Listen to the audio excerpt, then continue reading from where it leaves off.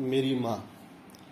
ਸੱਚ ਪੁੱਛੋਂ ਤਾਂ ਮੇਰੇ ਖਾਨਦਾਨ ਵਿੱਚ ਕੁਝ ਵੀ ਮੈਨੂੰ ਐਸਾ ਦਿਖਾਈ ਨਹੀਂ ਦਿੰਦਾ ਜਿਸ ਉੱਤੇ ਮੈਂ ਕੋਈ ਉਚੇਚੇ ਫਖਰ ਕਰ ਸਕਾਂ। ਇੱਕ ਲੂਣ ਤੇਲ ਵੇਚਣ ਵਾਲੇ ਦਾ ਪੁੱਤਰ ਜੇ ਫਖਰ ਕਰੇ ਵੀ ਤਾਂ ਕਿਹੜੀ ਗੱਲ ਦਾ। ਪਰ ਕੁਦਰਤ ਦੇ ਉਧਾਰ ਭੰਡਾਰੀ ਨੇ ਕੇਵਲ ਇੱਕ ਹੀ ਐਸੀ ਅਣਮੁੱਲੀ ਦਾਤ ਮੈਨੂੰ ਦਿੱਤੀ ਜਿਸ ਉੱਤੇ ਜਿੰਨਾ ਵੀ ਫਖਰ ਕਰਾਂ ਥੋੜ੍ਹਾ ਹੈ, ਅਤੇ ਇਹ ਸੀ ਮੇਰੀ ਬਦਨਸੀਬ ਮਾਂ। ਬਦਨਸੀਬ ਹੀ ਕਹਿਣਾ ਬਣਦਾ ਹੈ ਅਜਿਹੀ ਤੀਵੀਂ ਨੂੰ ਜਿਸ ਨੇ ਲਗਭਗ ਸਾਰੀ ਹੀ ਉਮਰ ਦੁੱਖਾਂ ਮੁਸੀਬਤਾਂ ਦਾ ਭਾਰ ਢੋਂਦਿਆਂ ਗੁਜ਼ਾਰੀ ਹੋਵੇ। ਪਰ ਬਦਨਸੀਬ ਹੁੰਦੇ ਹੋਏ ਵੀ ਉਹ ਇਤਨੀ ਉੱਚੀ, ਇਤਨੀ ਮਹਾਨ ਸੀ ਕਿ ਜਿਸ ਦੇ ਲੋੜ ਜੋੜ ਦੀ ਹੋਰ ਮਾਂ ਮੈਨੂੰ ਅੱਜ ਤੱਕ ਦਿਖਾਈ ਨਹੀਂ ਦਿੱਤੀ।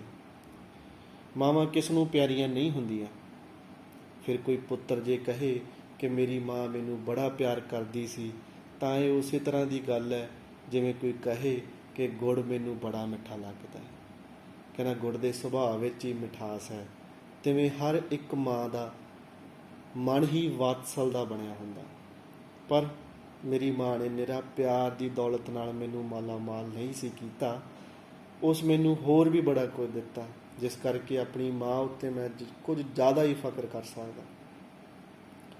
ਉਹ ਇੱਕ ਸਧਾਰਨ ਜਿਹੇ ਖੱਤਰੀ ਘਰਾਣੇ ਵਿੱਚੋਂ ਸੀ ਅਤੇ ਮਾਪਿਆਂ ਦੀ ਇਕਲੌਤੀ ਸੰਤਾਨ ਹੋਣ ਕਰਕੇ ਲਾਡਾਂ ਮਲਾਰਾਂ ਵਿੱਚ ਪਲੀ ਸੀ।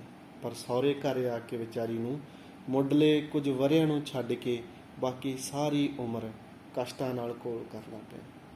ਅਤੇ ਇਹ ਵੀ ਕੋਈ ਅਲੋਕਾਰ ਗੱਲ ਨਹੀਂ ਸੀ, ਜਦ ਕਿ ਉਸ ਵਰਗੀਆਂ ਹੋਰ ਵੀ ਅਣਗਿਣਤ ਤੀਵੀਆਂ ਇਹਨਾਂ ਰਾਹਾਂ ਥਾਣੀ ਲੰਘ ਕੇ ਉਮਰ ਕੱਟਦੀਆਂ ਨੇ। ਪਰ ਮੇਰੀ ਮਾਂ ਵਿੱਚ ਕਸ਼ਟ ਸਹਾਰਨ ਦੀ ਜਿਹੜੀ ਵਿਸ਼ੇਸ਼ਤਾਈਆਂ ਸਨ ਉਹ ਕੁਝ ਵੱਖਰੇ ਹੀ ਕਿਸਮ ਦੀਆਂ ਸਨ, ਜਿਨ੍ਹਾਂ ਨੇ ਮੇਰੇ ਜੀਵਨ ਨੂੰ ਇੰਨਾ ਪ੍ਰਭਾਵਿਤ ਕੀਤਾ ਕਿ ਪਿਤਾ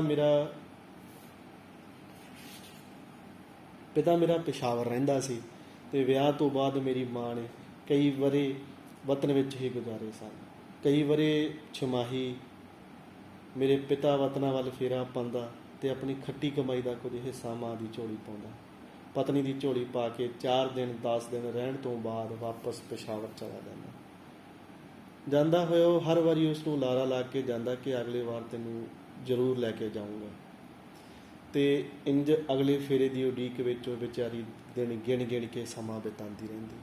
ਪਰ ਹਰ ਵਾਰ ਇਹ ਅਗਲਾ ਫੇਰਾ ਹੋਰ ਅਗਲੇ ਫੇਰੇ ਦੀ ਤਾਂਘ ਲਾ ਕੇ ਖਤਮ ਹੋ ਜਾਂਦਾ। ਮੈਂ ਆਪਣੇ ਸਾਰੇ ਭੈਣ ਭਰਾਵਾਂ ਤੋਂ ਵੱਡਾ ਸਾਂ, ਜਿਸ ਕਰਕੇ 8 ਵਰ੍ਹਿਆਂ ਦੀ ਉਮਰ ਹੀ ਪਿਤਾ ਜੀ ਮੈਨੂੰ ਆਪਣੇ ਨਾਲ ਪੇਸ਼ਾਵਰ ਲੈ ਗਏ ਸਨ। ਪੇਸ਼ਾਵਰ ਵਿੱਚ ਸ਼ਹਿਰ ਅਤੇ ਸਦਰ 2 ਵੱਖ-ਵੱਖ ਆਬਾਦੀਆਂ ਸਨ। ਸ਼ਹਿਰ ਦੇ ਹਿੰਦੂ ਸਿੱਖ ਵਸਨੀਕ ਤਾਂ 90% ਪਿਸ਼ੌਰੀਏ ਹੋਣ ਕਰਕੇ ਪੁਸ਼ਤਾਂ ਦਰ ਪੁਸ਼ਤਾਂ ਤੋਂ ਹੀ ਉੱਥੇ ਹੀ ਆਬਾਦ ਸਨ, ਪਰ ਸਦਰ ਦੇ ਹਿੰਦੂ ਸਿੱਖਾਂ ਦੀ ਸਾਰੀ ਆਬਾਦੀ ਪਰਦੇਸੀ ਸੀ। ਪੋਠੋਹਾਰੀ, ਦੁਆਬੀਏ, ਮੁਲਤਾਨੀ ਅਤੇ ਮਾਰਵਾੜੀ ਆਦਿ। ਸ਼ੁਰੂ ਵਿੱਚ ਇਹ ਲੋਕ ਉਸ ਪਠਾਨਾਂ ਦੇ ਮੁਲਕ ਵਿੱਚ ਟੱਬਰ ਕਬੀਲਾ ਨਹੀਂ ਸਨ ਲੈ ਜਾਂਦੇ। ਫਿਰ ਮਗਰੋਂ ਦੇਖੀ ਇਹ ਰੁਕਾਵਟ ਹਟ ਗਈ ਅਤੇ ਲੋਕ ਆਪਣਾ ਬਾਲ ਬੱਚਾ ਲੈ ਜਾਣ ਲੱਗ ਪਏ, ਜਿਨ੍ਹਾਂ ਵਿੱਚ ਮੇਰਾ ਪਿਤਾ ਵੀ ਸ਼ਾਮਲ ਸੀ। ਬੜੀਆਂ ਉਡੀਕਾਂ ਅਤੇ ਤਰਸੇਵਿਆਂ ਤੋਂ ਬਾਅਦ ਇੱਕ ਸਮਾਂ ਆਇਆ ਜਦੋਂ ਸਾਡੀ ਬੇਬੇ ਨੂੰ ਉਸ ਧਰਤੀ 'ਤੇ ਪੈਰ ਰੱਖਣਾ ਨਸੀਬ ਹੋਇਆ ਜਿਸ ਬਾਬਤ ਉਹ ਹਮੇਸ਼ਾ ਆਪਣੇ ਪਤੀ ਤੋਂ ਸੁਣਦੀ ਰਹਿੰਦੀ ਸੀ। ਉੱਥੇ ਅਨਾਰਾਂ ਅੰਗੂਰਾਂ 'ਤੇ ਸਰਦਿਆਂ ਦੀ ਇਸ ਤਰ੍ਹਾਂ ਰੁੱਲ ਪਈ ਰਹਿੰਦੀ ਹੈ ਜਿਕਣ ਇੱਥੇ ਮੂਲੀਆਂ ਗਾਜਰਾਂ ਦੀ। ਬੱਚਿਆਂ ਨੂੰ ਨਾਲ ਲੈ ਕੇ ਉਹ ਚਾਈਂ ਉਸ ਅੰਗੂਰਾਂ 'ਤੇ ਸਰਦਿਆਂ ਵਾਲੇ ਮੁਲਕ ਜਾ ਪਹੁੰਚੀ। ਪਰ ਅਭਾਗਣੀ ਨੂੰ ਨਹੀਂ ਸੀ ਪਤਾ ਜਿਸ ਦੇ ਪੁਰਸ਼ਾਰਥ ਨਾਲ ਉਸ ਨੂੰ ਅਨਾਰਾਂ ਦੀ ਪ੍ਰਾਪਤੀ ਹੋਣੀ ਸੀ, ਨੇੜੇ ਹੀ ਕਿਸੇ ਮੌਤ ਦਾ ਫਰਿਸ਼ਤਾ ਲੁਕ ਕੇ ਖੜੋਤਾ ਉਸ ਨੂੰ ਇਸ਼ਾਰਿਆਂ ਨਾਲ ਆਪਣੇ ਵੱਲ ਸੱਦ ਰਿਹਾ ਹੈ। ਸਦਰਾਂ ਅਤੇ ਉਮੰਗਾਂ ਦੇ ਦਿਨ ਪਲੀਆਂ ਘੜੀਆਂ ਪਲਾਂ ਵਾਂਗ ਬੀਤ ਜਾਇਆ ਕਰਦੇ ਨੇ। ਵਤਨ ਵਿੱਚ ਰਹਿੰਦਿਆਂ ਜੇ ਮੇਰੀ ਮਾਂ ਲਈ ਇੱਕ ਦਿਨ ਸਾਲ ਦਾ ਬੀਤਦਾ ਸੀ ਤਾਂ ਹੁਣ ਇੱਕ ਸਾਲ ਇੱਕ ਦਿਨ ਜਿੱਡਾ ਹੋ ਕੇ ਬੀਤਣ ਲੱਗਾ। ਜ਼ਿੰਦਗੀ ਦੇ 2 ਜਾਂ 2.5 ਸਾਲ ਅੱਖ ਫਰਕਾਰੇ ਦੀ ਢਿੱਲ ਵਿੱਚ ਲੰਘ ਗਏ। ਪੋਹ ਦਾ ਛੇਕੜਲਾ ਪੱਖ ਸੀ, ਹਰ ਪਾਸੇ ਕੋਹਰਾ ਛਾਇਆ ਹੋਇਆ ਸੀ। 3 ਸੰਤਾਨਾਂ ਦੀ ਮਾਂ ਆਪਣੀ ਚੌਥੀ ਸੰਤਾਨ ਨੂੰ ਜੰਮਣ ਲਈ ਪ੍ਰਸੂਤ ਮੰਜੇ 'ਤੇ ਪਈ ਸੀ। ਜਿਸ ਦੇ ਨਾਲ ਵਾਲਾ ਮੰਜਾ ਉਸਦੇ ਪਤੀ ਨੇ ਮੱਲਿਆ ਹੋਇਆ ਸੀ, ਜਿਹੜਾ ਪਰਸੋਂ ਸ਼ਾਮੀ ਇੱਕ ਅਰਥੀ ਨਾਲ ਗਿਆ ਤੇ ਨਹਾਉਣ ਤੋਂ ਬਾਅਦ ਝਾਟੀ ਨਮੂਨੀਆ ਦਾ ਸ਼ਿਕਾਰ ਹੋ ਗਿਆ ਸੀ। ਰਾਤ ਦੇ ਤੀਜੇ ਪਹਿਰ ਪੁੱਤਰ ਨੇ ਜਨਮ ਲਿਆ ਤੇ ਚੌਥੇ ਪਹਿਰ ਪਿਓ ਨੇ ਦਮ ਤੋੜ ਦਿੱਤਾ, ਮਾਣੋ ਇਹ ਚੌਥੀ ਸੰਤਾਨ ਉਸ ਤੀਵੀਂ ਦੇ ਸੁਹਾਗ ਲਈ ਮੌਤ ਦਾ ਪਰਵਾਨਾ ਬਣ ਕੇ ਆਈ ਹੋਵੇ। ਜਨਮ ਸੰਸਕਾਰ ਤੇ ਮ੍ਰਿਤਕ ਸੰਸਕਾਰ ਇੱਕੋ ਮੂਰਤ ਵਿੱਚ ਹੋਏ। ਕੱਲ ਤੀਕ ਜਿਹੜਾ ਘਰ ਸੋਨੇ ਦੀ ਲੰਕਾ ਸੀ, ਅੱਜ ਮਿੱਟੀ ਦਾ ਢੇਰ ਬਣ ਗਿਆ। ਇੱਧਰ ਇਹ ਭਾਣਾ ਵਰਤਿਆ ਤੇ ਉੱਧਰ ਮੇਰੇ ਪਿਤਾ ਦੇ ਦੋਵੇਂ ਭਰਾ, ਇੱਕ ਉਸ ਤੋਂ ਵੱਡਾ ਤੇ ਇੱਕ ਉਸ ਤੋਂ ਛੋਟਾ, ਬਿੱਲੀ ਭਾਣੇ ਛਿੱਕਾ ਟੁੱਟਾ ਦੀ ਮਿਸਾਲ ਸਿੱਧ ਕਰਨ ਲੱਗੇ। ਦਿਨ ਚੜ੍ਹਨ ਤੋਂ ਪਹਿਲਾਂ ਹੀ ਦੁਕਾਨ ਤੇ ਘਰ ਦੀ ਫੋਲਾ ਫਾਲੀ ਕਰਕੇ ਜੋ ਵੀ ਹੱਥ ਲੱਗਾ ਅੰਦਰ ਖਾਨੇ ਹਿੱਸੇ ਵੱਖਰੇ ਕਰਕੇ ਲੈ ਗਏ। ਹੱਥ ਰੋਕਣ ਵਾਲਾ ਜੇ ਕੋਈ ਸੀ ਤਾਂ ਉਹੀ ਬਦਨਸੀਬ ਤੀਵੀਂ ਜਿਹੜੀ ਉਸ ਵੇਲੇ ਬੇਹੋਸ਼ੀ ਦੀ ਹਾਲਤ ਵਿੱਚ ਪ੍ਰਸੂਤ ਘਰ ਵਿੱਚ ਪਈ ਸੀ। ਤਿੰਨੇ ਭਰਾ ਆਪੋ ਆਪਣੇ ਥਾਂ ਵੱਖੋ ਵੱਖਰੇ ਰਹਿੰਦੇ ਸਨ। ਇਹਨਾਂ ਦਾ ਪਿਓ ਮੇਰਾ ਬਾਬਾ ਆਪਣੇ ਜਿਉਂਦਿਆਂ ਹੀ ਤਿੰਨਾਂ ਨੂੰ ਹਿੱਸਾ ਆਉਂਦਾ ਇੱਕੋ ਜਿਹਾ ਵਿਰਸਾ ਵੰਡ ਕੇ ਦੇ ਗਿਆ ਸੀ, ਪਰ ਭਾਗਾਂ ਦਾ ਗੁਣਾ ਵਿਚਕਾਰਲਾ ਵੱਲ ਪਿਆ, ਜਿਹੜਾ 10-15 ਸਾਲਾਂ ਵਿੱਚ ਹੀ ਆਪਣੀ ਦੁਕਾਨਦਾਰੀ ਦੇ ਕੰਮ ਵਿੱਚੋਂ ਚੰਗਾ ਸੌਖਾ ਹੋ ਗਿਆ ਤੇ ਦੂਸਰੇ ਦੋਹਾਂ ਦੀ ਉਹੀ ਹਾਲਤ ਸੀ, ਤਲੀ ਮੈਂ ਆਇਆ ਗਲੀ ਮੈਂ ਖਾਇਆ ਵਾਲੀ। ਸ਼ਾਇਦ ਇਸੇ ਕਰਕੇ ਦੋਹਾਂ ਦੀਆਂ ਨੀਤਾਂ ਭੁੱਖੀਆਂ ਹੋ ਗਈਆਂ ਸਨ। ਪਤੀ ਦੀ ਮੌਤ ਤੋਂ ਬਾਅਦ 4 ਯਤੀਮ ਬੱਚੇ, ਇੱਕ ਕੁੜੀ ਤੇ 3 ਮੁੰਡੇ ਦੀ ਉਸ ਅਭਾਗਣੀ ਮਾਂ ਨੇ ਇੱਕ ਬੜੀ ਭਾਰੀ ਭੁੱਲ ਕੀਤੀ। ਭਾਈਚਾਰੇ ਨੇ ਉਸ ਨੂੰ ਬਥੇਰਾ ਸਮਝਾਇਆ ਕਿ ਦੁਕਾਨ ਨੂੰ ਵੇਚ ਵੱਟ ਕੇ ਜਿਹੜਾ 5-7 ਹਜ਼ਾਰ ਰੁਪਈਆ ਇਕੱਠਾ ਹੋਵੇ ਆਪਣੀ ਮੁੱਠੀ ਵਿੱਚ ਕਰੇ ਤੇ ਬੱਚਿਆਂ ਨੂੰ ਲੈ ਕੇ ਵਤਨ ਚਲੀ ਜਾਵੇ, ਪਰ ਉਹ ਅਣਖੀਲੀ ਤੀਵੀਂ ਰਜਾਮੰਦ ਨਾ ਹੋਈ। ਉਹ ਕਹਿੰਦੀ, ਮੈਂ ਆਪਣੇ ਪਤੀ ਦੇ ਤਖਤ ਤਾਜ ਨੂੰ ਪਿੱਠ ਵਿਖਾਲ ਕੇ ਚਲੀ ਜਾਵਾਂ, ਇਹ ਕਦੀ ਨਹੀਂ ਹੋ ਸਕਦਾ। ਮੇਰੇ ਪੁੱਤਰ ਦੇ ਜਵਾਨ ਹੋਣ ਵਿੱਚ ਕਿਹੜਾ ਚਿਰ ਲੱਗਣਾ ਹੈ। ਮੈਂ ਆਪਣੇ ਪਤੀ ਦੀ ਗੱਦੀ ਨੂੰ ਹਰ ਕੀਮਤ 'ਤੇ ਕਾਇਮ ਰੱਖਾਂਗੀ। ਚਾਚੇ ਤਾਏ ਦੀ ਅਖੀਰ ਦੁਕਾਨ 'ਤੇ ਮੁੰਤਜ਼ਿਮ ਥਾਪੇ ਗਏ। ਭੂੰਡਾਂ ਨੂੰ ਗੁੜ ਦੀ ਰਖਵਾਲੀ ਲਈ ਮੁਕਰਰ ਕਰ ਦਿੱਤਾ ਗਿਆ ਤੇ ਨਤੀਜਾ ਦਿਨਾਂ ਵਿੱਚ ਹੀ ਸਾਰੀ ਦੌਲਤ ਫੂੰ ਫਾਂ ਹੋ ਗਈ। ਸਭ ਕੁਝ ਰਖਵਾਲਿਆਂ ਦੇ ਢਿੱਡਾਂ ਵਿੱਚ ਪੈ ਗਿਆ। ਉਸ ਦਾ ਵੱਡਾ ਪੁੱਤਰ ਇਹੋ ਜਿਸ ਦੀ ਕਲਮ ਇਸ ਵੇਲੇ ਬੀਤਿਆਂ ਦੇ ਫੋਲਣੇ ਫੋਲ ਰਹੀ ਹੈ, ਆਪਣੇ ਪਿਤਾ ਦੀ ਮੌਤ ਵੇਲੇ 10-11 ਵਰ੍ਹਿਆਂ ਦਾ ਸੀ ਤੇ ਜਦ ਕੁਝ ਸਾਲਾਂ ਬਾਅਦ ਉਸ ਨੂੰ ਦੁਨੀਆ ਦੇ ਚੜਾਵਾਂ ਉਤਾਰਾਂ ਤੇ ਥੋੜ੍ਹੀ ਬਹੁਤ ਸੂਝ ਹੋਈ ਤਾਂ ਆਪਣੇ ਆਲੇ ਦੁਆਲੇ ਉਸਨੇ ਵੇਖਿਆ ਕਿ ਗੁਰਬਤ, ਨਿਰਾਸ਼ਾ, ਵਿਸ਼ਵਾਸਘਾਤ ਤੇ ਚਿੰਤਾ ਦੀ ਸਿਆਹੀ ਨਾਲ ਧੁਆਂਖਿਆ ਹੋਇਆ ਵਾਤਾਵਰਨ ਤੇ ਅੰਨਾ ਹਨੇਰਾ ਭਵਿੱਖ। ਸਾਡੀ ਬੇਬੇ ਜਿੱਥੋਂ ਹੱਦ ਤੋਂ ਜ਼ਿਆਦਾ ਜਿੰਦਾ ਦਿਲ ਸੀ, ਉੱਥੇ ਘਰੋਗੀ ਕੰਮਾਂ ਵਿੱਚ ਵੀ ਘੱਟ ਸਿਆਣੀ ਨਹੀਂ ਸੀ। ਇੱਥੋਂ ਤੱਕ ਕਿ ਕਾਰੋਬਾਰੀ ਮਾਮਲਿਆਂ ਵਿੱਚ ਵੀ ਉਹ ਮੇਰੀ ਤੇ ਮੇਰੇ ਛੋਟੇ ਭਰਾ ਦੀ ਸਭ ਤੋਂ ਵੱਡੀ ਸਲਾਹਕਾਰ ਸੀ, ਜਿਸ ਕਰਕੇ ਅਸੀਂ ਦੋਵੇਂ ਭਰਾ ਰਿੜਦੇ ਖਿੜਦੇ ਛੇਕੜ ਮਾੜਾ ਮੋਟਾ ਪੈਰਾਂ 'ਤੇ ਖੜੇ ਹੋ ਗਏ ਸੀ। ਕੰਮਕਾਰ ਕਿਸੇ ਹੱਦ ਤੀਕ ਚੱਲਣ ਲੱਗਾ। ਬੇਬੇ ਦੀ ਗਰੀਬ ਨਵਾਜੀ ਦਾ ਇਹ ਹਾਲ ਸੀ ਕਿ ਘਰ ਵਿੱਚ ਖਾਣ ਨੂੰ ਹੋਵੇ ਭਾਵੇਂ ਨਾ ਹੋਵੇ, ਕਿਸੇ ਲੋੜਵੰਦ ਦੀ ਲੋੜ ਪੂਰੀ ਕੀਤੇ ਬਿਨਾਂ ਉਸ ਨੂੰ ਚੈਨ ਨਹੀਂ ਸੀ ਆਉਂਦਾ। ਮੈਨੂੰ ਯਾਦ ਹੈ ਜਦੋਂ ਉਹ ਘਰ ਦੀ ਦਿਉੜੀ ਵਿੱਚ ਚਰਖਾ ਕੱਤਣ ਬੈਠਦੀ ਤਾਂ ਆਟੇ ਜਾਂ ਦਾਣੇ ਦਾ ਛਿੱਕੂ ਭਰ ਕੇ ਆਪਣੀ ਪੀੜ੍ਹੀ ਹੇਠ ਰੱਖ ਲੈਂਦੀ ਸੀ ਤਾਂ ਜੋ ਬੂਹੇ ਆਇਆ ਕੋਈ ਸਵਾਲੀ ਨਿਰਾਸ਼ ਨਾ ਚਲਾ ਜਾਵੇ। ਦੁਕਾਨ ਵਿੱਚ ਸਰਮਾਇਆ ਨਾ ਮਾਤਰ ਹੀ ਰਹਿ ਗਿਆ ਸੀ, ਜਿਸ ਦੀ ਕਮੀ ਨੂੰ ਪੂਰਾ ਕਰਨ ਲਈ ਬੇਬੇ ਨੇ ਆਪਣੀ ਸਭ ਛਾਪ ਛੱਲਾ ਵੇਚ ਸੁੱਟਿਆ ਸੀ। ਪਰ ਸਭ ਤੋਂ ਵੱਡੀ ਮੁਸ਼ਕਲ ਇਹ ਆ ਬਣੀ ਕਿ ਚਾਚੇ ਦੀ ਹਿਰਸ ਸਾਡੀ ਕੋਈ ਪੇਸ਼ ਨਹੀਂ ਸੀ ਜਾਣ ਦਿੰਦੀ। ਸਾਡੀਆਂ ਲਗਭਗ ਸਾਰੀਆਂ ਅਸਾਮੀਆਂ ਨੂੰ ਵਰਗਲਾ ਕੇ ਉਸਨੇ ਆਪਣੇ ਵੱਲ ਕਰ ਲਿਆ ਸੀ ਤੇ ਹੋਰ ਵੀ ਹਰ ਹੀਲੇ ਉਹ ਸਾਡੇ ਲਈ ਬਵਾਲ ਜਾਣ ਬਣਿਆ ਰਹਿੰਦਾ ਸੀ। ਉਤੋਂ ਲੋਕਾਂ ਨੂੰ ਦਿਖਾਉਣ ਲਈ ਉਹ ਸਾਡਾ ਹਮਦਰਦ ਸੀ, ਪਰ ਅੰਦਰ ਖਾਨੇ ਸਾਡੇ ਕਾਰੋਬਾਰ ਨੂੰ ਚੌੜ ਕਰਨ ਦਾ ਉਸਨੇ ਕੋਈ ਵੀ ਹੀਲਾ ਬਾਕੀ ਨਾ ਛੱਡਿਆ। ਤਾਇਆ ਸਾਡਾ ਉਦੋਂ ਕਿਤੇ ਬਾਹਰ ਰਹਿੰਦਾ ਸੀ। ਮੈਂ ਦੱਸ ਰਿਹਾ ਸਾਂ ਮੇਰੀ ਮਾਂ ਕਿੰਨੀ ਗਰੀਬ ਨਿਵਾਸ ਸੀ, ਜਿਹਦੀਆਂ ਮਿਸਾਲਾਂ ਜੇ ਇੱਥੇ ਪੇਸ਼ ਕਰਨ ਲੱਗਣ ਤਾਂ ਸੈਂਕੜੇ ਸਫ਼ੇ ਭਰ ਕੱਤਣ। ਉਹਦੀ ਆਤਮਿਕ ਉੱਚਤਾ, ਉਸਦੇ ਸਵੈ ਸੰਜਮ ਤੇ ਉਸਦੀ ਅਸਤਰੀਅਤ ਦਾ ਸਭ ਤੋਂ ਵੱਡਾ ਚਮਤਕਾਰ ਜਿਹੜਾ ਮੈਂ ਦੇਖਿਆ, ਜਿਸ ਨੇ ਨਾ ਕੇਵਲ ਮਾਂ ਲਈ ਹੀ ਸਗੋਂ ਸੰਸਾਰ ਭਰ ਦੀ ਇਸਤਰੀ ਜਾਤੀ ਲਈ ਮੇਰੇ ਅੰਦਰ ਸਦੀਵੀ ਸਤਿਕਾਰ ਪੈਦਾ ਕਰ ਦਿੱਤਾ। ਉਹ ਇੱਕ ਐਸੀ ਘਟਨਾ ਸੀ ਜਿਸ ਵਿੱਚ ਅਫਸੋਸ ਕਿ ਮੈਂ ਇੱਥੇ ਵਰਣਨ ਨਹੀਂ ਕਰ ਸਕਦਾ ਇਸ ਲਈ ਕਿ ਉਸ ਨਾਲ ਇੱਕ ਮਨਹੂਸ ਤੇ ਜਲੀਲ ਹਸਤੀ ਦਾ ਵੀ ਜ਼ਿਕਰ ਕਰਨਾ ਪੈਂਦਾ ਹੈ, ਜਿਸ ਦਾ ਨਾ ਤੇ ਕਦੀ ਮੈਂ ਜ਼ੁਬਾਨ ਤੇ ਲਿਆਉਣਾ ਚਾਹੁੰਦਾ ਹਾਂ, ਨਾ ਹੀ ਕਲਮ ਦੀ ਨੋਕ ਤੇ। ਅਵਸ਼ ਹੀ ਇੱਕ ਵਾਰੀ ਭੁੱਲੇ ਚੁੱਕੇ ਮੈਂ ਉਹਦਾ ਸੰਖੇਪ ਜਿਹਾ ਜ਼ਿਕਰ ਆਪਣੇ ਨਾਵਲ ਦੂਰ ਕਿਨਾਰਾ ਦੀ ਭੂਮਿਕਾ ਵਿੱਚ ਕਰ ਬੈਠਾ ਸਾਂ। ਇੱਕ ਨਹੀਂ, ਦੋ ਨਹੀਂ, ਕਈ ਸਾਲ ਮੇਰੀ ਪਿਆਰੀ ਅੰਮੀ ਉਸ ਦੈਂਤ ਦੀ ਇੱਕ ਹੈਵਾਨੀ ਤੇ ਆਪਣੀ ਸਤੀਵਤ ਰੱਖਿਆ ਦਾ ਫਲ ਭੁਗਤਣ ਲਈ ਮੰਜੇ ਤੇ ਅੱਡੀਆਂ ਰਗੜਦੀ ਰਹੀ। ਉਸ ਦੀਆਂ ਦੋਵੇਂ ਲੱਤਾਂ ਗੋਡਿਆਂ ਤੇ ਹੇਠੋਂ ਟੁੱਟ ਚੁੱਕੀਆਂ ਸਨ। ਮੈਂ ਸਮਝਦਾ ਹਾਂ ਜੇ ਮੇਰੇ ਜੀਵਨ ਦਾ ਕੋਈ ਸਫਲ ਹਿੱਸਾ ਬੀਤਿਆ ਹੈ ਤਾਂ ਉਹ ਹੀ ਕੁਝ ਸਾਲ ਜਦ ਮੈਂ ਦਿਨ ਰਾਤ ਆਪਣੀ ਅਪਾਹਜ ਮਾਂ ਦੀ ਸੇਵਾ 'ਚ ਜੁਟਿਆ ਰਹਿੰਦਾ ਹਾਂ। ਇੱਥੋਂ ਤੱਕ ਕਿ ਟੱਟੀ ਪਿਸ਼ਾਬ ਵੀ ਮੈਂ ਆਪਣੇ ਹੱਥੀਂ ਉਸ ਨੂੰ ਕਰਾਉਂਦਾ ਤੇ ਚੁਕਾਉਂਦਾ ਸਾਂ। ਇਸ ਦੁਨੀਆ ਪਾਸੋਂ ਜੇ ਮੈਨੂੰ ਰੱਜਵਾ ਮਾਣ ਸਤਿਕਾਰ ਮਿਲਿਆ, ਜੇ ਮੈਨੂੰ ਸੁਸ਼ੀਲ ਪਤਨੀ ਮਿਲੀ, ਜੇ ਮੈਨੂੰ ਆਗਿਆਕਾਰ ਸੰਤਾਨ ਮਿਲੀ, ਤਾਂ ਮੇਰਾ 100% ਯਕੀਨ ਹੈ ਕਿ ਇਹ ਸਭ ਮੇਰੀ ਅੰਮੀ ਦੀਆਂ ਉਹਨਾਂ ਅਸੀਸਾਂ ਦਾ ਫਲ ਹੈ ਜਿਹੜੀਆਂ ਉਹ ਮੈਨੂੰ ਉਦੋਂ ਦਿੰਦੀ ਹੁੰਦੀ ਸੀ ਜਦੋਂ ਮੈਂ ਉਸ ਅਪਾਹਜ ਦੀ ਸੇਵਾ ਕਰ ਰਿਹਾ ਹੁੰਦਾ ਹਾਂ। ਕਿ ਤੁਸੀਂ ਯਕੀਨ ਕਰਦੇ ਹੋ ਇੱਕ 5 ਜਮਾਤਾਂ ਪੜ੍ਹਿਆ ਹੋਇਆ ਮੁੰਡਾ ਐਡੇ ਰੁਤਬੇ 'ਤੇ ਪਹੁੰਚ ਸਕਦਾ ਜਿਸ ਦੇ ਪਿੱਛੇ ਕਿਸੇ ਸਤੀ ਦਾ ਆਸ਼ੀਰਵਾਦ ਨਾ ਹੁੰਦਾ।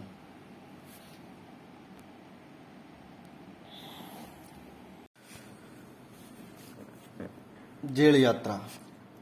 ਜੇਲ੍ਹ ਯਾਤਰਾ ਦਾ ਜ਼ਿਕਰ ਮੈਂ ਇਸ ਕਰਕੇ ਨਹੀਂ ਕਰ ਰਿਹਾ ਕਿ ਇਹ ਸਾਲ ਪੌਣਾ ਸਾਲ ਜੇਲ੍ਹ ਵਿੱਚ ਰਹਿ ਕੇ ਮੈਂ ਕੋਈ ਮੱਲ ਮਾਰ ਲਈ।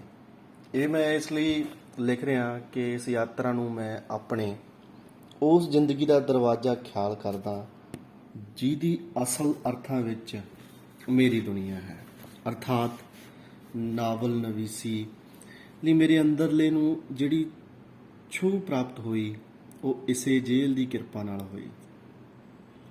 ਧਰਮ ਜਾਂ ਦੇਸ਼ ਦੀ ਖਾਤਰ ਕੁਰਬਾਨੀ ਕਰਨ ਦਾ ਮਾਦਾ ਉਦੋਂ ਜਾਂ ਤਾਂ ਮੇਰੇ ਅੰਦਰ ਹੈ ਹੀ ਨਹੀਂ ਸੀ, ਤੇ ਜੇ ਹੋਵੇਗਾ ਵੀ ਤਾਂ ਐਵੇਂ ਨਾ ਮਾਤਰੀ। ਸੋ ਇਸ ਜ਼ਹਿਨੀਅਤ ਦਾ ਮਾਲਕ ਹੁੰਦਿਆਂ ਹੋਇਆਂ ਮੇਰਾ ਜੇਲ੍ਹ ਜਾਣਾ ਕੁਝ ਵੀ ਵਕਤ ਨਹੀਂ ਸੀ ਰੱਖਦਾ। ਮੈਂ ਤਾਂ ਕੇਵਲ ਆਪਣੇ ਅੰਦਰ ਦੀ ਸੁਲਗ ਰਹੀ ਅੱਗ ਨੂੰ ਬੁਝਾਉਣ ਲਈ ਇਹ ਤਰੀਕਾ ਅਖਤਿਆਰ ਕੀਤਾ ਸੀ। ਸੋ ਵੀ ਆਪਣੀ ਮਰਜ਼ੀ ਨਾਲ ਨਹੀਂ, ਕਿਸੇ ਹੋਰ ਦੀ ਮਰਜ਼ੀ ਨਾਲ।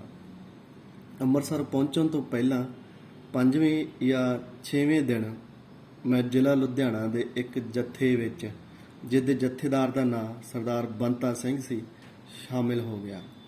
ਗੁਰੂ ਕੇ ਬਾਗ ਜਾ ਪਹੁੰਚਿਆ ਤੇ ਉਸ ਦੇ ਚੌਥੇ ਦਿਨ ਬਾਅਦ ਮੈਂ ਲਾਹੌਰ ਬੋਸਟਲ ਜੇਲ੍ਹ ਵਿੱਚ ਸਾਂ, ਜਿੱਥੇ ਉਹਨਾਂ ਦਿਨਾਂ ਵਿੱਚ 2000 ਦੇ ਲਗਭਗ ਅਕਾਲੀ ਕੈਦੀ ਮੌਜੂਦ ਸਨ ਤੇ ਅਜੇ ਹੋਰ ਦਬਾ ਆ ਰਹੇ ਸਨ।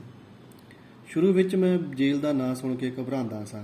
ਮੇਰੇ ਵਰਗੇ ਕਮਜ਼ੋਰ ਦਿਲ ਆਦਮੀ ਲਈ ਇਹ ਘਬਰਾਹਟ ਹੈ ਵੀ ਕੁਦਰਤੀ ਸੀ, ਜਦਕਿ ਨਿੱਤ ਦਿਹਾੜੀ ਮੈਂ ਉਹਨਾਂ ਸ਼ੂਰਬੀਰਾਂ ਬਾਬਤ ਸੁਣਦਾ ਰਹਿੰਦਾ ਸਾਂ ਜਿਨ੍ਹਾਂ ਨੇ ਕੋਲੂ, ਚੱਕੀ, ਕੁਟਾਈ, ਬੇੜੀਆਂ, ਪੁੱਠੀਆਂ ਹੱਥਕੜੀਆਂ ਤੇ ਹੋਰ ਇਹੋ ਜਿਹੀਆਂ ਕਸ਼ਟਮਈ ਚੀਜ਼ਾਂ ਨਾਲ ਘੁਲਦਿਆਂ ਜਵਾਨੀਆਂ ਗਾ ਲਈਆਂ ਸਨ। ਇੱਕ ਵਾਰੀ ਜੇਲੋਂ ਮੁੜੇ ਇੱਕ ਸੱਜਣ ਦੇ ਲਹੂ ਲਹਾਨ ਹੱਥਾਂ ਨੂੰ ਜਿਹੜੇ ਚੱਕੀ ਨੇ ਕਰ ਦਿੱਤੇ ਸਨ ਵੇਖ ਕੇ ਤਾਂ ਮੇਰਾ ਤਰਾਹ ਹੀ ਨਿਕਲ ਗਿਆ ਸੀ, ਪਰ ਮੇਰੇ ਡਰ ਤੇ ਸਹਿਮ ਉਹਨਾਂ ਚਿਰ ਹੀ ਕਾਇਮ ਰਿਹਾ ਜਿਸ ਚਿਰ ਤੱਕ ਮੈਂ ਜੇਲ੍ਹ ਦਾ ਫਾਟਕ ਨਹੀਂ ਲੰਘ ਗਿਆ। ਅੰਦਰ ਪਹੁੰਚ ਕੇ ਮੇਰੇ ਦਿਲ ਨੂੰ ਕੁਝ ਢਾਰਸ ਜਿਹੀ ਜਾਪਣ ਲੱਗੀ। ਮੈਂ ਆਪਣੇ ਅੰਦਰ ਕਿਸੇ ਜੁਰਅਤ ਦਾ ਅਨੁਭਵ ਕਰਨ ਲੱਗਾ।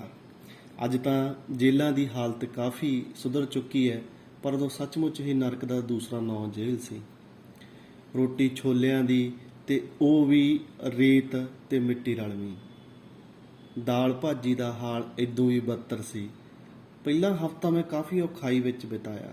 ਪਹਿਲੀਆਂ ਸਾਰੀਆਂ ਯਾਦਾਂ ਜਿਹੜੀਆਂ ਸਮੇਂ ਨੇ ਕੁਝ ਧੁੰਦਲੀਆਂ ਕਰ ਦਿੱਤੀਆਂ ਸਨ, ਨਵੇਂ ਸਿਰੇ ਉਗੜ ਕੇ ਮੇਰੇ ਅੰਦਰ ਭੌਜਲ ਮਚਾਉਣ ਲੱਗੀਆਂ। ਖਾਸ ਕਰਕੇ ਸਵਿਤਰੀ ਦੀ ਯਾਦ ਦਾ ਤਾਂ ਇਹ ਹਾਲ ਸੀ ਕਿ ਵਕਤ ਦਾ ਹਰ ਇੱਕ ਪਲ ਬੀਤਣ ਦੇ ਨਾਲ ਵੱਧਦੀ ਹੀ ਚਲੀ ਜਾ ਰਹੀ ਸੀ। ਮੈਨੂੰ ਕੁਝ ਇਸ ਤਰ੍ਹਾਂ ਮਹਿਸੂਸ ਹੋਣਾ ਸ਼ੁਰੂ ਹੋਇਆ ਜਿਵੇਂ ਸਵਿਤਰੀ ਮੋਈ ਨਹੀਂ, ਉਹ ਜਿਉਂਦੀ ਹੈ ਤੇ ਦੁਨੀਆ ਦੀ ਕਿਸੇ ਬੇਮਲੂਮੀ ਨੁੱਕਰ ਵਿੱਚ ਲੁਕੀ ਹੋਈ ਹੈ। ਇਹ ਝੂਠਾ ਤੇ ਬੇਬੁਨਿਆਦ ਖਿਆਲ ਕਈ ਵਾਰ ਤਾਂ ਇਤਨਾ ਅਸਲੀਅਤ ਦਾ ਰੂਪ ਧਾਰਨ ਕਰ ਲੈਂਦਾ ਹੈ ਕਿ ਮੇਰੇ ਅੰਦਰ ਇੱਕ ਬੇਚੈਨ ਜਿਹੀ ਖਲਬਲੀ ਮਚ ਉੱਠਦੀ। ਮੇਰਾ ਦਿਲ ਕਰਦਾ ਕਿ ਕੋਠੜੀ ਦੀਆਂ ਸੀਖਾਂ ਤੋੜ ਤਾੜ ਕੇ ਜੇਲ੍ਹ ਦੀ ਫਸੀਲ ਟੱਪ ਜਾਵਾਂ। ਹਰ ਰਾਤ ਮੈਂ ਸਵਿਤਰੀ ਨੂੰ ਸੁਪਨੇ ਵਿੱਚ ਵੇਖਦਾ ਸਾਂ। ਕਦੀ ਤਾਂ ਉਹ ਮੈਨੂੰ ਤੰਦਰੁਸਤੀ ਦੀ ਹਾਲਤ ਵਿੱਚ ਦਿਖਾਈ ਦਿੰਦੀ, ਕਦੇ ਬਿਮਾਰੀ ਦੀ ਹਾਲਤ ਵਿੱਚ, ਕਦੀ ਰੁੱਸੀ ਹੋਈ, ਕਦੇ ਪਿਆਰ ਵਿੱਚ ਸਰਾਬੌਰ। ਹੌਲੀ ਹੌਲੀ ਇਹ ਹਾਲਾਤ ਇੱਥੋਂ ਤੱਕ ਵਧੀ ਕਿ ਮੇਰਾ ਕੋਈ ਵੀ ਸੁਪਨਾ ਉਸ ਦੀ ਮੌਜੂਦਗੀ ਤੋਂ ਖਾਲੀ ਨਹੀਂ ਸੀ ਹੁੰਦਾ। ਪਰ ਪਹਿਲੇ ਤੋਂ ਬਾਅਦ ਦੂਜੇ ਹਫ਼ਤੇ ਮੈਂ ਮਹਿਸੂਸ ਕੀਤਾ ਜਿਵੇਂ ਮੇਰੇ ਅੰਦਰ ਕੁਝ ਟਰਮਾ ਜਿਹਾ ਆ ਰਿਹਾ ਹੈ, ਜਿਵੇਂ ਹੌਲੀ ਹੌਲੀ ਮੇਰੇ ਮਨੋ ਵਿਕਾਰਾਂ ਦੀ ਲਗਾਮ ਕਿਸੇ ਅੰਤਰੀਵ ਤਾਕਤ ਦੇ ਕਾਬੂ ਹੁੰਦੀ ਜਾ ਰਹੀ ਹੈ।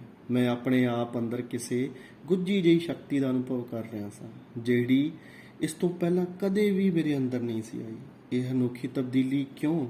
ਮਨ ਦੀਆਂ ਮੂੰਹ ਜੋਰੀਆਂ ਆਪਣੇ ਆਪ ਹੀ ਕਿਸੇ ਟਿਕਾਅ ਦੇ ਰੂਪ ਵਿੱਚ ਬਦਲਦੀਆਂ ਜਾ ਰਹੀਆਂ ਹਨ। ਆਖਿਰ ਇਸ ਦਾ ਸਬਬ ਹਰ ਵੇਲੇ ਦੀ ਸੜਨ ਤੇ ਬੇਆਰਾਮੀ ਦੀਆਂ ਲਹਿਰਾਂ ਆਪਣੇ ਆਪ ਹੀ ਸ਼ਾਂਤ ਹੁੰਦੀਆਂ ਜਾ ਰਹੀਆਂ ਸਨ। ਕਿ ਇਸ ਬਾਰੇ ਕੁਝ ਦੇ ਪਿੱਛੇ ਕੋਈ ਹੋਰ ਤਾਕਤ ਸੀ? ਇਹੋ ਜਿਹੇ ਸਵਾਲਾਂ ਉੱਤੇ ਡੂੰਘੇਰੀ ਪੜਚੋਲ ਕਰਦਾ ਕਰਦਾ ਜਦੋਂ ਮੈਂ ਇੱਕ ਇੰਤਹਾਈ ਦਰਜੇ ਤੱਕ ਪਹੁੰਚ ਗਿਆ ਤਾਂ ਇੱਕ ਗੱਲ ਦਾ ਭੇਦ ਮੇਰੇ ਉੱਤੇ ਆਖਰ ਖੁੱਲ੍ਹ ਹੀ ਗਿਆ। ਅੰਦਰਲੇ ਵਿੱਚੋਂ ਹੀ ਕਿਸੇ ਨੇ ਮੇਰੇ ਪ੍ਰਸ਼ਨਾਂ ਦਾ ਉੱਤਰ ਦੇਣਾ ਸ਼ੁਰੂ ਕੀਤਾ। ਤੂੰ ਜੋ ਕੁਝ ਬਾਹਰ ਲੱਭਦਾ ਫਿਰਦਾ ਸੈਂ, ਉਹ ਤੈਨੂੰ ਅੰਦਰੋਂ ਢੂੰਡਣਾ ਚਾਹੀਦਾ ਸੀ। ਬਾਹਰ ਕਿਤੇ ਵੀ ਕੁਝ ਨਹੀਂ। ਇਹ ਜੋ ਕੁਝ ਤੈਨੂੰ ਹੁਣ ਆਪਣੇ ਅੰਦਰ ਵਿਖਾਈ ਦੇਣ ਲੱਗ ਪਿਆ, ਜਿਹੜਾ ਕਦੀ ਨਹੀਂ ਸੀ ਦਿਸਿਆ, ਇਸ ਦਾ ਕਾਰਨ ਇਹ ਹੈ ਕਿ ਅੱਗੇ ਕਦੀ ਤੂੰ ਆਪਣੇ ਅੰਦਰ ਝਾਤੀ ਨਹੀਂ ਮਾਰੀ ਸੀ। ਸੱਚਮੁੱਚ ਹੀ ਜੇਲ੍ਹ ਜਾਣ ਤੋਂ ਪਹਿਲਾਂ ਇਤਨੀ ਡੂੰਘਾਈ ਨਾਲ, ਇਤਨੀ ਘੋਖ ਨਾਲ ਮੈਂ ਆਪਣੇ ਅੰਦਰਲੇ ਨੂੰ ਕਦੇ ਨਹੀਂ ਸੀ ਪੜਚੋਲਿਆ। ਅੱਜ ਹੋਰ, ਭਲਕੇ ਹੋਰ, ਪਾਸੋਂ ਹੋਰ। ਮੈਂ ਵੇਖਿਆ ਦਿਨੋਂ ਦਿਨ ਮੇਰੇ ਨਾਲ ਕੇਵਲ ਮਨ ਦੀ ਹੀ ਹਾਲਤ ਬਦਲਦੀ ਰਹੀ ਸੀ, ਮੇਰੇ ਸੁੱਚੇ ਜੀਵਨ ਵਿੱਚ ਵੀ ਕੁਝ ਹੋਰ ਤਰ੍ਹਾਂ ਦਾ ਪਲਟਾ ਆਈ ਜਾਂਦਾ ਸੀ। ਅਸੀਂ ਇੱਕ ਇੱਕ ਕੋਠੜੀ ਵਿੱਚ ਤਿੰਨ ਤਿੰਨ ਆਦਮੀ ਹੁੰਦੇ ਸਾਂ, ਪਰ ਮੇਰੇ ਵਾਲੀ ਕੋਠੜੀ ਦੂਸਰਿਆਂ ਨਾਲੋਂ ਕੁਝ ਛਟੇਰੀ ਹੋਣ ਕਰਕੇ ਇਸ ਵਿੱਚ ਤਿੰਨਾਂ ਦੇ ਥਾਂ ਦੋ ਹੀ ਥੜੀਆਂ ਸਨ, ਜਿਸ ਕਰਕੇ ਤਿੰਨਾਂ ਦੇ ਥਾਂ ਅਸੀਂ ਦੋ ਆਦਮੀ ਇਸ ਵਿੱਚ ਰਹਿੰਦੇ ਸਾਂ। ਪਰ ਥੋੜ੍ਹੇ ਦਿਨਾਂ ਬਾਅਦ ਮੇਰਾ ਦੂਸਰਾ ਸਾਥੀ, ਜਿਹੜਾ ਪਕੇਰੀ ਉਮਰ ਦਾ ਸੀ, ਬਿਮਾਰ ਹੋ ਕੇ ਹਸਪਤਾਲ ਚਲਾ ਗਿਆ ਤੇ ਹੋਰ ਜ਼ਿਆਦਾ ਬਿਮਾਰ ਹੋ ਜਾਣ ਕਰਕੇ ਉਸ ਨੂੰ ਰਿਹਾ ਕਰ ਦਿੱਤਾ ਗਿਆ। ਇਸ ਤਰ੍ਹਾਂ ਮੈਂ ਆਪਣੀ ਕੋਠੜੀ ਵਿੱਚ ਇਕੱਲਾ ਹੀ ਰਹਿ ਗਿਆ। ਸੱਚ ਪੁੱਛੋਂ ਤਾਂ ਕੁਦਰਤ ਨੇ ਇਹ ਮੇਰੀ ਬਹੁਤ ਭਾਰੀ ਮਦਦ ਕੀਤੀ। ਮੈਨੂੰ ਉਸ ਵੇਲੇ ਜੇ ਕਿਸੇ ਚੀਜ਼ ਦੀ ਸਭ ਤੋਂ ਵੱਧ ਲੋੜ ਸੀ ਤਾਂ ਤਨਹਾਈ ਦੀ, ਤੇ ਇਸ ਤਨਹਾਈ ਨੇ ਮੈਨੂੰ ਆਪਣੇ ਅੰਦਰਲੀ ਦੁਨੀਆ ਵਿੱਚ ਖੁੱਲ੍ਹਾ ਡੁੱਲਾ ਫਿਰਨ ਤੇ ਉਸ ਦਾ ਹਰ ਇੱਕ ਕੋਨਾ ਫੋਲਣ ਲਈ ਹੋਰ ਵੀ ਆਜ਼ਾਦ ਕਰ ਦਿੱਤਾ। ਡੂੰਘੇ ਤੋਂ ਡੂੰਘਾ, ਹੋਰ ਡੂੰਘਾ ਮੈਂ ਆਪਣੇ ਅੰਦਰ ਦੀਆਂ ਡੂੰਘਾਈਆਂ ਵਿੱਚ ਉਤਰਦਾ ਗਿਆ ਤੇ ਸ਼ਾਇਦ ਡੂੰਘਾਈਆਂ ਦੀ ਇੰਤਹਾ ਤੀਕ ਜਾ ਪੁੱਜਾ, ਜਿੱਥੇ ਸੂਝ ਦਾ ਉਹ ਮੰਬਾ ਮੌਜੂਦ ਸੀ, ਜਿਹੜਾ ਸਾਡੇ ਜੀਵਨ ਦੀ ਹਰ ਹਨੇਰੀ ਨੁੱਕਰ ਨੂੰ ਮੁਨੱਵਰ ਕਰਨ ਦੀ ਸਮਰੱਥਾ ਰੱਖਦਾ ਹੈ। ਇਸ ਜੇਲ੍ਹ ਦੇ ਜਿਸ ਹਿੱਸੇ ਵਿੱਚ ਅਕਾਲੀਆਂ ਨੂੰ ਰੱਖਿਆ ਗਿਆ ਸੀ, ਉਸਦੇ 5 ਵਾਰਡ ਸਨ। ਹਰ ਇੱਕ ਵਾਰਡ ਵਿੱਚ 400 ਕੈਦੀ ਸਨ, ਜਿਨ੍ਹਾਂ ਵਿੱਚੋਂ ਸਾਡੇ ਵਾਰਡ ਦਾ ਨੰਬਰ 3 ਸੀ। ਕਦੀ ਕਦੀ ਜਦ ਕੋਈ ਗੁਰਪੁਰਬ ਹੁੰਦਾ ਤਾਂ ਦਰੋਗੇ ਦੀ ਆਗਿਆ ਨਾਲ 5 ਹੀ ਵਾਰਡਾਂ ਦੇ ਅਕਾਲੀ ਇਕੱਠੇ ਹੋ ਕੇ ਕੁਝ ਰੌਣਕ ਮੇਲਾ ਕਰ ਲਿਆ ਕਰਦੇ ਸਨ। ਇਨ੍ਹਾਂ ਵਿੱਚ ਅਨੇਕਾਂ ਰਾਗੀ, ਉਪਦੇਸ਼ਕ ਤੇ ਗਿਆਨੀ ਵੀ ਮੌਜੂਦ ਸਨ, ਜਿਸ ਕਰਕੇ ਸਤਸੰਗ ਦਾ ਚੰਗਾ ਰੰਗ ਵੱਜ ਜਾਂਦਾ ਸੀ। ਸਾਡਾ ਜੱਥਾ ਜਦੋਂ ਜੇਲ੍ਹ ਵਿੱਚ ਪੁੱਜਾ, ਉਸ ਤੋਂ ਕੁਝ ਦਿਨਾਂ ਬਾਅਦ ਸ੍ਰੀ ਗੁਰੂ ਨਾਨਕ ਦੇਵ ਜੀ ਦੇ ਅਵਤਾਰ ਦਾ ਗੁਰਪੁਰਬ ਸੀ। ਵਾਰਡ ਨੰਬਰ 5 ਵਿੱਚ ਗੁਰਪੁਰਬ ਨੂੰ 2000 ਸਿੰਘਾਂ ਨੇ ਬੜੇ ਪਿਆਰ ਤੇ ਉਮਾਹ ਨਾਲ ਮਨਾਇਆ। ਚੰਗੇ ਵਿਦਵਾਨਾਂ ਦੇ ਕੁਝ ਲੈਕਚਰ ਵੀ ਹੋਏ, ਪਰ ਮੇਰੇ ਮਨ ਉੱਤੇ ਜਿਸ ਸ਼ਖਸੀਅਤ ਨੇ ਸਭ ਤੋਂ ਵਧੇਰੇ ਅਸਰ ਕੀਤਾ, ਇਹ ਇੱਕ ਅਧਖੜ ਉਮਰ ਦਾ ਸੱਜਣ ਸੀ। ਜਿੰਨਾ ਚਿਰ ਦੀਵਾਨ ਸਜਿਆ ਰਿਹਾ, ਉਸ ਨੂੰ ਮੈਂ ਬੜੇ ਧਿਆਨ ਨਾਲ ਵੇਖਦਾ ਰਿਹਾ। ਉਸ ਦੀ ਬਿਰਤੀ ਕਿਸੇ ਡੂੰਘੀ ਲਿਵ ਵਿੱਚ ਜੁੜੀ ਰਹੀ। ਬੜਾ ਨਿਰਮਾਨ ਤੇ ਸਾਦਾ ਜਿਹਾ ਚਿਹਰਾ, ਜਿਸ ਉੱਤੇ ਕੋਈ ਜਲਾਲ ਜਾਂ ਰੂਹਾਨੀ ਚਮਕ ਦਮਕ ਤਾਂ ਐਸੀ ਨਹੀਂ ਸੀ, ਪਰ ਇੱਕ ਟਿਕਾਅ ਜਿਹਾ ਉਸ ਉੱਤੇ ਜ਼ਰੂਰ ਸੀ। ਉਸ ਨਾਲ ਗੱਲਾਂ ਕਰਨ ਦੀ ਮੇਰੇ ਅੰਦਰ ਡਾਂਝੇ ਜਿਹੀ ਪੈਦਾ ਹੋਈ। ਦੀਵਾਨ ਦੀ ਸਮਾਪਤੀ ਤੋਂ ਬਾਅਦ ਮੈਂ ਉਸ ਨੂੰ ਨਿਵੇਕਲੇ ਹੋ ਕੇ ਮਿਲਿਆ, ਦਿਲ ਦੇ ਭੇਦ ਦਿੱਤੇ ਲਏ, ਬੜਾ ਕੁਝ ਪੁੱਛਿਆ ਦੱਸਿਆ, ਤੇ ਅਖੀਰ ਮੈਂ ਇਸ ਚਿੱਟੇ ਉੱਤੇ ਪੁੱਜਿਆ ਕਿ ਉਹ ਵੀ ਮੇਰੇ ਵਾਂਗ ਹੀ ਕੋਈ ਜਿਗਿਆਸੂ ਹੈ। ਪਰ ਆਪਣੀ ਤੇ ਉਸ ਦੀ ਹਾਲਤ ਵਿੱਚ ਮੈਂ ਵੱਡਾ ਫਰਕ ਇਹ ਵੇਖਿਆ ਕਿ ਉਹ ਪੂਰਾ ਹਠੀ ਸੀ। ਜਿਸ ਗੱਲ ਦੇ ਪਿੱਛੇ ਵੈਰੀ ਪੈ ਜਾਵੇ, ਮੁੜ ਪਿਛਾਂਹ ਹਟਣਾ ਉਹ ਨਹੀਂ ਸੀ ਸਿੱਖਿਆ। ਵੇਖਣ ਨੂੰ ਤਾਂ ਉਹ ਐਵੇਂ ਜਿਵੇਂ ਕਿਵੇਂ ਜਾਪਦਾ ਸੀ, ਪਰ ਮਗਰੋਂ ਪਤਾ ਲੱਗਾ ਕਿ ਉਹ ਇੱਕ ਤਗੜਾ ਜ਼ਿਮੀਂਦਾਰ ਹੈ, ਜਿਹੜਾ ਕਈਆਂ ਮੁਰੱਬਿਆਂ ਦਾ ਮਾਲਕ ਤੇ FA ਤੱਕ ਪੜ੍ਹਿਆ ਹੋਇਆ ਵੀ ਹੈ। ਉਸ ਦਾ ਨਾਂ ਸੀ ਭਾਈ ਰਾਜਾ ਸਿੰਘ। ਉਹ ਲੁਧਿਆਣੇ ਜ਼ਿਲ੍ਹੇ ਦਾ ਸੀ। ਉਸਦੇ ਪਿੰਡ ਦਾ ਨਾਂ ਮੈਨੂੰ ਭੁੱਲ ਗਿਆ। ਵਾਰਡ ਨੰਬਰ 1 ਵਿੱਚ ਉਹ ਰਹਿੰਦਾ ਸੀ। ਸੰਤਾਂ ਦੇ ਡੇਰੇ ਚਲੇ ਆਉਣ ਤੋਂ ਬਾਅਦ ਮੇਰੇ ਅੰਦਰੋਂ ਨਾਮ ਅਭਿਆਸ ਦੀ ਜਿਹੜੀ ਭੁੱਖ ਹੌਲੀ ਹੌਲੀ ਮਰ ਚੁੱਕੀ ਸੀ, ਉਹ ਇਸ ਮਹਾਤਮਾ ਦੇ ਦਰਸ਼ਨ ਕਰਕੇ ਫਿਰ ਮੈਨੂੰ ਕੁਝ ਚਮਕਦੀ ਜਾਪਣ ਲੱਗੀ। ਮੇਰੀ ਖਾਹਿਸ਼ ਹੋਈ ਕਿ ਕੁਝ ਚਿਰ ਭਾਈ ਸਾਹਿਬ ਦੀ ਸੰਗਤ ਤੋਂ ਲਾਭ ਉਠਾਇਆ ਜਾਵੇ। ਇੱਕ ਦਿਨ ਮੈਂ ਸਰਦਾਰ ਬਹਾਦਰ ਹੁਕਮ ਸਿੰਘ ਜੇਲਰ ਨੂੰ, ਜਿਹੜਾ ਜੇਲ੍ਹ ਜਾਣ ਤੋਂ ਪਹਿਲਾਂ ਹੀ ਮੇਰਾ ਹੱਛਾ ਵਾਕਫ ਸੀ, ਬੇਨਤੀ ਕੀਤੀ ਕਿ ਉਹ ਭਾਈ ਰਾਜਾ ਸਿੰਘ ਨੂੰ ਮੇਰੀ ਕੋਠੜੀ ਵਿੱਚ ਤਬਦੀਲ ਕਰ ਦੇਵੇ, ਜਿੱਥੇ ਇੱਕ ਥੜੀ ਖਾਲੀ ਪਈ ਸੀ। ਦਰੋਗੇ ਦੇ ਹੁਕਮ ਨਾਲ ਉਸ ਤੋਂ ਦੂਸਰੇ ਦਿਨ ਹੀ ਭਾਈ ਰਾਜਾ ਸਿੰਘ ਹੋਰੀ ਮੇਰੀ ਕੋਠੜੀ ਵਿੱਚ ਭੇਜ ਦਿੱਤੇ ਗਏ। ਕਿਤਨੀ ਖੁਸ਼ੀ ਹੋਈ ਮੈਨੂੰ ਉਹਨਾਂ ਦੀ ਸੰਗਤ ਪ੍ਰਾਪਤ ਹੋਣ ਨਾਲ। ਮੇਰੇ ਅੰਦਰ ਨਾਮ ਸਿਮਰਨ ਦੀ ਲਗਨ ਫਿਰ ਜਾਗ ਉੱਠੀ। ਪਰ ਭਾਈ ਸਾਹਿਬ ਵਿੱਚ ਇੱਕ ਗੱਲ ਮੈਂ ਬੜੀ ਅਜੀਬ ਵੇਖੀ ਕਿ ਉਹ ਜਦੋਂ ਵੀ ਕਦੀ ਭਜਨ ਬੰਦਗੀ ਬਾਰੇ ਜ਼ਿਕਰ ਛਿੜਦਾ, ਉਹ ਹਰ ਵਾਰੀ ਕੁਝ ਨਿਰ ਉਤਸ਼ਾਹ ਜਿਹੀਆਂ ਹੀ ਗੱਲਾਂ ਕਰ ਸਕਦੇ, ਜਿਵੇਂ ਮੈਂ ਮੁਤਵਾਤਰ 9 ਸਾਲਾਂ ਤੋਂ ਇਸ ਪਾਸੇ ਪਿਆ ਹਾਂ। ਮੈਂ ਇੰਨਾ ਚਿਰ ਸੰਤ ਅਤਰ ਸਿੰਘ ਜੀ ਪਾਸ ਗੁਜ਼ਾਰਿਆ, ਇੰਨਾ ਸਮਾਂ ਹੋਤੀ ਵਾਲੇ ਸੰਤਾਂ ਆਇਆ ਸਿੰਘ ਜੀ ਦੀ ਸੰਗਤ ਵਿੱਚ, ਤੇ ਐਡੇ ਵੱਡੇ ਪਾਂਡੀਚੇਰੀ ਜਾ ਕੇ ਮਹਾਤਮਾ ਅਰਵਿੰਦੋ ਘੋਸ਼ ਨਾਲ ਪਾਸ, ਪਰ ਮਨ ਦੀ ਮੁਰਾਦ ਅਜੇ ਤੱਕ ਪੂਰੀ ਨਹੀਂ ਹੋਈ। ਅਨੇਕਾਂ ਵਾਰੀ ਮੈਂ ਸਫਲਤਾ ਦੀ ਮੰਜ਼ਿਲ ਦੀਆਂ ਪੌੜੀਆਂ ਚੜ੍ਹਿਆ, ਅਨੇਕਾਂ ਵਾਰੀ ਮੂੰਹ ਭਰਨੇ ਪਟਕਿਆ। ਮੈਨੂੰ ਅਜੇ ਤੱਕ ਇੱਕ ਮੰਜ਼ਿਲ ਦੀ ਸੇਧ ਨਹੀਂ ਲੱਭ ਸਕੀ। ਕਈ ਵਾਰੀ ਤਾਂ ਨਿਰਾਸ਼ ਹੋ ਕੇ ਮੈਂ ਇਸ ਖਲ ਜਗਨ ਨੂੰ ਛੱਡ ਹੀ ਦਿੱਤਾ, ਪਰ ਛੱਡ ਦੇਣ ਨਾਲ ਮੇਰੇ ਮਨ ਦੀ ਹਾਲਤ ਸਗੋਂ ਹੋਰ ਵੀ ਭੈੜੀ ਹੋ ਜਾਂਦੀ ਸੀ। ਇਸ ਕਰਕੇ ਮੁੜ ਮੁੜ ਮੈਨੂੰ ਇੱਧਰ ਲੱਗਣਾ ਪਿਆ। ਭਾਈ ਸਾਹਿਬ ਦੀਆਂ ਨਾਕਾਮੀਆਂ ਦੀ ਚਰਚਾ ਨੇ ਸਗੋਂ ਮੇਰੀ ਮਜ਼ਬੂਤੀ ਨੂੰ ਕੁਝ ਵਾਧਾ ਹੀ ਕੀਤਾ। ਮੈਂ ਜਦੋਂ ਵੀ ਸਿਮਰਨ ਕਰਨ ਲਈ ਸਮਾਧੀ ਵਿੱਚ ਬੈਠਦਾ, ਘੰਟਿਆਂ ਬੱਧੀ ਮੇਰੀ ਸੁਰਤ ਅਭਿਆਸ ਵਿੱਚ ਜੁੜੀ ਰਹਿੰਦੀ, ਜਿਸ ਵਿੱਚੋਂ ਕਿੰਨਾ ਸਵਾਦ ਆਉਂਦਾ, ਕਿਸ ਤਰ੍ਹਾਂ ਮੇਰੀ ਰੂਹ ਨਟ ਬਾਵਰੀ ਹੋ ਜਾਂਦੀ, ਇਸ ਦਾ ਵਰਣਨ ਕਰਨਾ ਮੁਸ਼ਕਿਲ ਹੈ। ਅੱਜ ਜਦ ਮੈਂ ਉਸ ਅਵਸਥਾ ਤੋਂ ਡਿੱਗ ਕੇ ਮੁੜ ਦੁਨੀਆਦਾਰੀ ਦੇ ਖੁੱਬਣ ਵਿੱਚ ਖੋਭਿਆ ਪਿਆ, ਕਦੀ ਕਦੀ ਦਿਲੋਂ ਇੱਕ ਹਸਰਤ ਜਿਹੀ ਉੱਠਦੀ ਹੈ, ਕਦੇ ਮੇਰਾ ਸਭ ਕੁਝ ਲੈ ਕੇ ਕੋਈ ਮੇਰੇ ਲਈ ਉਹ ਸਮਾਂ ਮੋੜ ਲਿਆਵੇ। ਭਾਈ ਸਾਹਿਬ ਦੀ ਸੰਗਤ ਦਾ ਸਵਾਦ ਮੈਂ 1 ਮਹੀਨੇ ਤੋਂ ਜ਼ਿਆਦਾ ਮਾਣ ਨਾ ਸਕਿਆ। ਹਕੂਮਤ ਵੱਲੋਂ ਇੱਕ ਸਪੈਸ਼ਲ ਆਰਡਰ ਨਿਕਲਿਆ ਕਿ ਗੁਰੂ ਕੇ ਬਾਗ ਦੇ ਕੈਦੀਆਂ ਵਿੱਚੋਂ ਜਿੰਨੇ ਵੀ ਬੱਚੇ ਬੁੱਢੇ ਤੇ ਬਿਮਾਰ ਹਨ, ਉਹਨਾਂ ਨੂੰ ਰਿਹਾ ਕਰ ਦਿੱਤਾ ਜਾਵੇ। ਭਾਈ ਸਾਹਿਬ ਭਾਵੇਂ ਬੁੱਢੇ ਤਾਂ ਨਹੀਂ ਸਨ ਕਹੇ ਜਾ ਸਕਦੇ, ਪਰ ਉਹਨਾਂ ਦੀ ਮਸਤਾਨੀ ਜੀ ਰਹਿਣੀ ਬਹਿਣੀ ਨੇ ਚੁਣਨ ਵਾਲਿਆਂ ਉੱਤੇ ਉਹਨਾਂ ਬਾਰੇ ਬੁਢੇਪੇ ਦਾ ਹੀ ਪ੍ਰਭਾਵ ਪਾਇਆ ਹੋਵੇਗਾ, ਜਿਸ ਕਰਕੇ ਉਹਨਾਂ ਨੂੰ ਵੀ ਹੋਰ ਕਈ 100 ਆਦਮੀ ਨਾਲ ਰਿਹਾ ਕਰ ਦਿੱਤਾ ਗਿਆ। ਉਹਨਾਂ ਦੇ ਚਲੇ ਜਾਣ ਤੋਂ ਬਾਅਦ ਇੱਕ ਵਾਰੀ ਫਿਰ ਮੇਰੇ ਅੰਦਰ ਸਥਿਰਤਾ ਆਉਣੀ ਸ਼ੁਰੂ ਹੋ ਗਈ। ਭਜਨ ਵਿੱਚੋਂ ਜਿਹੜਾ ਸਵਾਦ ਪ੍ਰਾਪਤ ਹੁੰਦਾ ਸੀ, ਉਸ ਵਿੱਚ ਕੁਝ ਫਰਕ ਪੈਂਦਾ ਜਾਪਣ ਲੱਗਾ। ਉਸ ਤੋਂ ਥੋੜ੍ਹੇ ਦਿਨ ਬਾਅਦ ਮੇਰੀ ਜਾਣ ਪਛਾਣ ਇੱਕ ਸਪੈਸ਼ਲ ਕਲਾਸ ਦੇ ਕੈਦੀ ਨਾਲ ਹੋਈ। ਉਸ ਦੀ ਉਮਰ ਮੇਰੇ ਜਿੰਨੀ ਹੀ ਸੀ, ਰਹਿਣ ਵਾਲਾ ਗੁੜਗਾਉਂ ਦਾ ਸੀ ਤੇ ਕਾਂਗਰਸੀ ਸਰਗਰਮੀਆਂ ਵਿੱਚ ਹਿੱਸਾ ਲੈਣ ਬਦਲੇ 1 ਸਾਲ ਦੀ ਉਸ ਨੂੰ ਮਹਿਜ ਕੈਦ ਹੋਈ ਸੀ। ਉਹਨਾਂ ਦਿਨਾਂ ਵਿੱਚ ਕੁਝ ਚਿਰ ਲਈ ਦਰੋਗੇ ਨੇ ਮੈਨੂੰ ਲੰਗਰ ਦਾ ਇੰਚਾਰਜ ਲਾ ਦਿੱਤਾ ਹੋਇਆ ਸੀ। ਹਸਪਤਾਲ ਦੇ ਬਿਮਾਰਾਂ ਨੂੰ ਰੋਟੀ ਪਹੁੰਚਾਉਣੀ ਖਾਸ ਤੌਰ ਤੇ ਮੇਰੇ ਜ਼ਿੰਮੇ ਸੀ। ਜੇਲ੍ਹ ਵਿੱਚ ਜੇ ਕੋਈ ਬਦ ਦਿਆਨੀਤੀ ਕਰਨ ਲਈ ਸਭ ਤੋਂ ਉੱਘੀ ਮੱਦ ਹੈ ਤਾਂ ਜੇਲ੍ਹ ਦਾ ਹਸਪਤਾਲ, ਜਿੱਥੇ ਅਨੇਕਾਂ ਮਰਜ਼ਾਂ ਦੇ ਮਰੀਜ਼ ਹੁੰਦੇ ਨੇ। ਡਾਕਟਰਾਂ ਦੀ ਹਿਦਾਇਤ ਅਨੁਸਾਰ ਕਈਆਂ ਲਈ ਮਾਸ, ਆਂਡੇ, ਮੱਖਣ, ਇੱਥੋਂ ਤੱਕ ਕਿ ਕਈਆਂ ਲਈ ਬਰਾਂਡੀ ਵੀ ਮੁਹੱਈਆ ਕੀਤੀ ਜਾਂਦੀ ਹੈ। ਰੋਜ਼ਾਨਾ ਅੱਧ ਸੇਰ ਦੁੱਧ ਤਾਂ ਹਰ ਇੱਕ ਬਿਮਾਰ ਲਈ, ਭਾਵੇਂ ਉਹ ਕਿਸੇ ਵੀ ਮਰਜ਼ ਦਾ ਮਰੀਜ਼ ਹੋਵੇ, ਜ਼ਰੂਰੀ ਹੁੰਦਾ ਹੈ। ਜਿੰਨਾ ਕੁ ਬਿਮਾਰ ਉਸ ਵੇਲੇ ਜੇਲ੍ਹ ਦੇ ਹਸਪਤਾਲ ਵਿੱਚ ਮੌਜੂਦ ਸਨ, ਇੱਕ ਦਿਨ ਮੈਂ ਹਿਸਾਬ ਲਾਇਆ, ਉਹਨਾਂ ਲਈ ਰੋਜ਼ਾਨਾ ਇੰਨੀਆਂ ਕੁ ਚੀਜ਼ਾਂ ਆਉਣ ਦਾ ਹੁਕਮ ਸੀ। ਦੁੱਧ 2.5 ਮਣ, ਘਿਓ 7 ਸੇਰ, ਮੱਖਣ 1.5 ਸੇਰ, ਆਂਡੇ 5 ਦਰਜਨ, ਮਾਸ 7 ਸੇਰ ਤੇ ਬਰਾਂਡੀ 2 ਬੋਤਲਾਂ। ਪਰ ਇਹਨਾਂ ਦੀ ਵੰਡ ਦਾ ਹਾਲ ਇਹ ਸੀ ਕਿ ਵੱਡੇ ਅਫਸਰ ਤੋਂ ਲੈ ਕੇ ਵਰਤਾਨ ਵਾਲੇ ਤੀਕ ਸਾਰਿਆਂ ਨੇ ਹੀ ਇਸ ਵਿੱਚੋਂ ਆਪਣਾ ਆਪਣਾ ਹਿੱਸਾ ਵਸੂਲ ਕਰਨਾ ਹੁੰਦਾ ਸੀ, ਜਿਸ ਕਰਕੇ ਮਰੀਜ਼ਾਂ ਤੱਕ ਪਹੁੰਚਦਿਆਂ ਇਹ ਚੀਜ਼ਾਂ ਸਮਝ ਲਓ ਸੇਰ ਤੋਂ ਸਰਸਾਹੀ ਰਹਿ ਜਾਂਦੀਆਂ। ਇਸੇ ਵਿਚਲੇ ਉਹ ਕਾਂਗਰਸੀ ਕੈਦੀ ਪੰਡਿਤ ਜਗਨਨਾਥ ਨਾਲ ਮੇਰਾ ਵਾਹ ਪਿਆ। ਜਿਹੜਾ 19 ਦਿਨੀ ਤਪਦਿਕ ਦਾ ਸ਼ਿਕਾਰ ਹੋ ਕੇ ਹਸਪਤਾਲ ਵਿੱਚ ਗਿਆ ਸੀ। ਜਗਨਨਾਥ ਕਿਸੇ ਬਹੁਤ ਵੱਡੇ ਘਰਾਣੇ ਨਾਲ ਸੰਬੰਧ ਰੱਖਦਾ ਸੀ ਤੇ ਉਸਨੂੰ ਸਪੈਸ਼ਲ ਕਲਾਸ ਮਿਲਣ ਦਾ ਵੀ ਇਹੀ ਕਾਰਨ ਸੀ। ਉਸਨੂੰ ਕੁਝ ਕਿਤਾਬਾਂ ਰੱਖਣ ਦੀ ਵੀ ਇਜਾਜ਼ਤ ਮਿਲੀ ਹੋਈ ਸੀ। ਉਸਨੂੰ ਪੋਲੀਟੀਕਲ ਸਾਹਿਤ ਪੜ੍ਹਨ ਦਾ ਸ਼ੌਂਕ ਸੀ, ਜਿਹੜਾ ਜੇਲ੍ਹ ਦੇ ਕਾਨੂੰਨ ਅਨੁਸਾਰ ਵਰਜਿਤ ਸੀ। ਸੋ ਇਸ ਦੇ ਥਾਂ ਉਸਨੇ ਬਹੁਤ ਸਾਰੇ ਹਿੰਦੀ ਤੇ ਬੰਗਲਾ ਦੇ ਨਾਵਲ ਤੇ ਕਹਾਣੀ ਸੰਗ੍ਰਹਿ ਮੰਗਾ ਲਏ ਸਨ।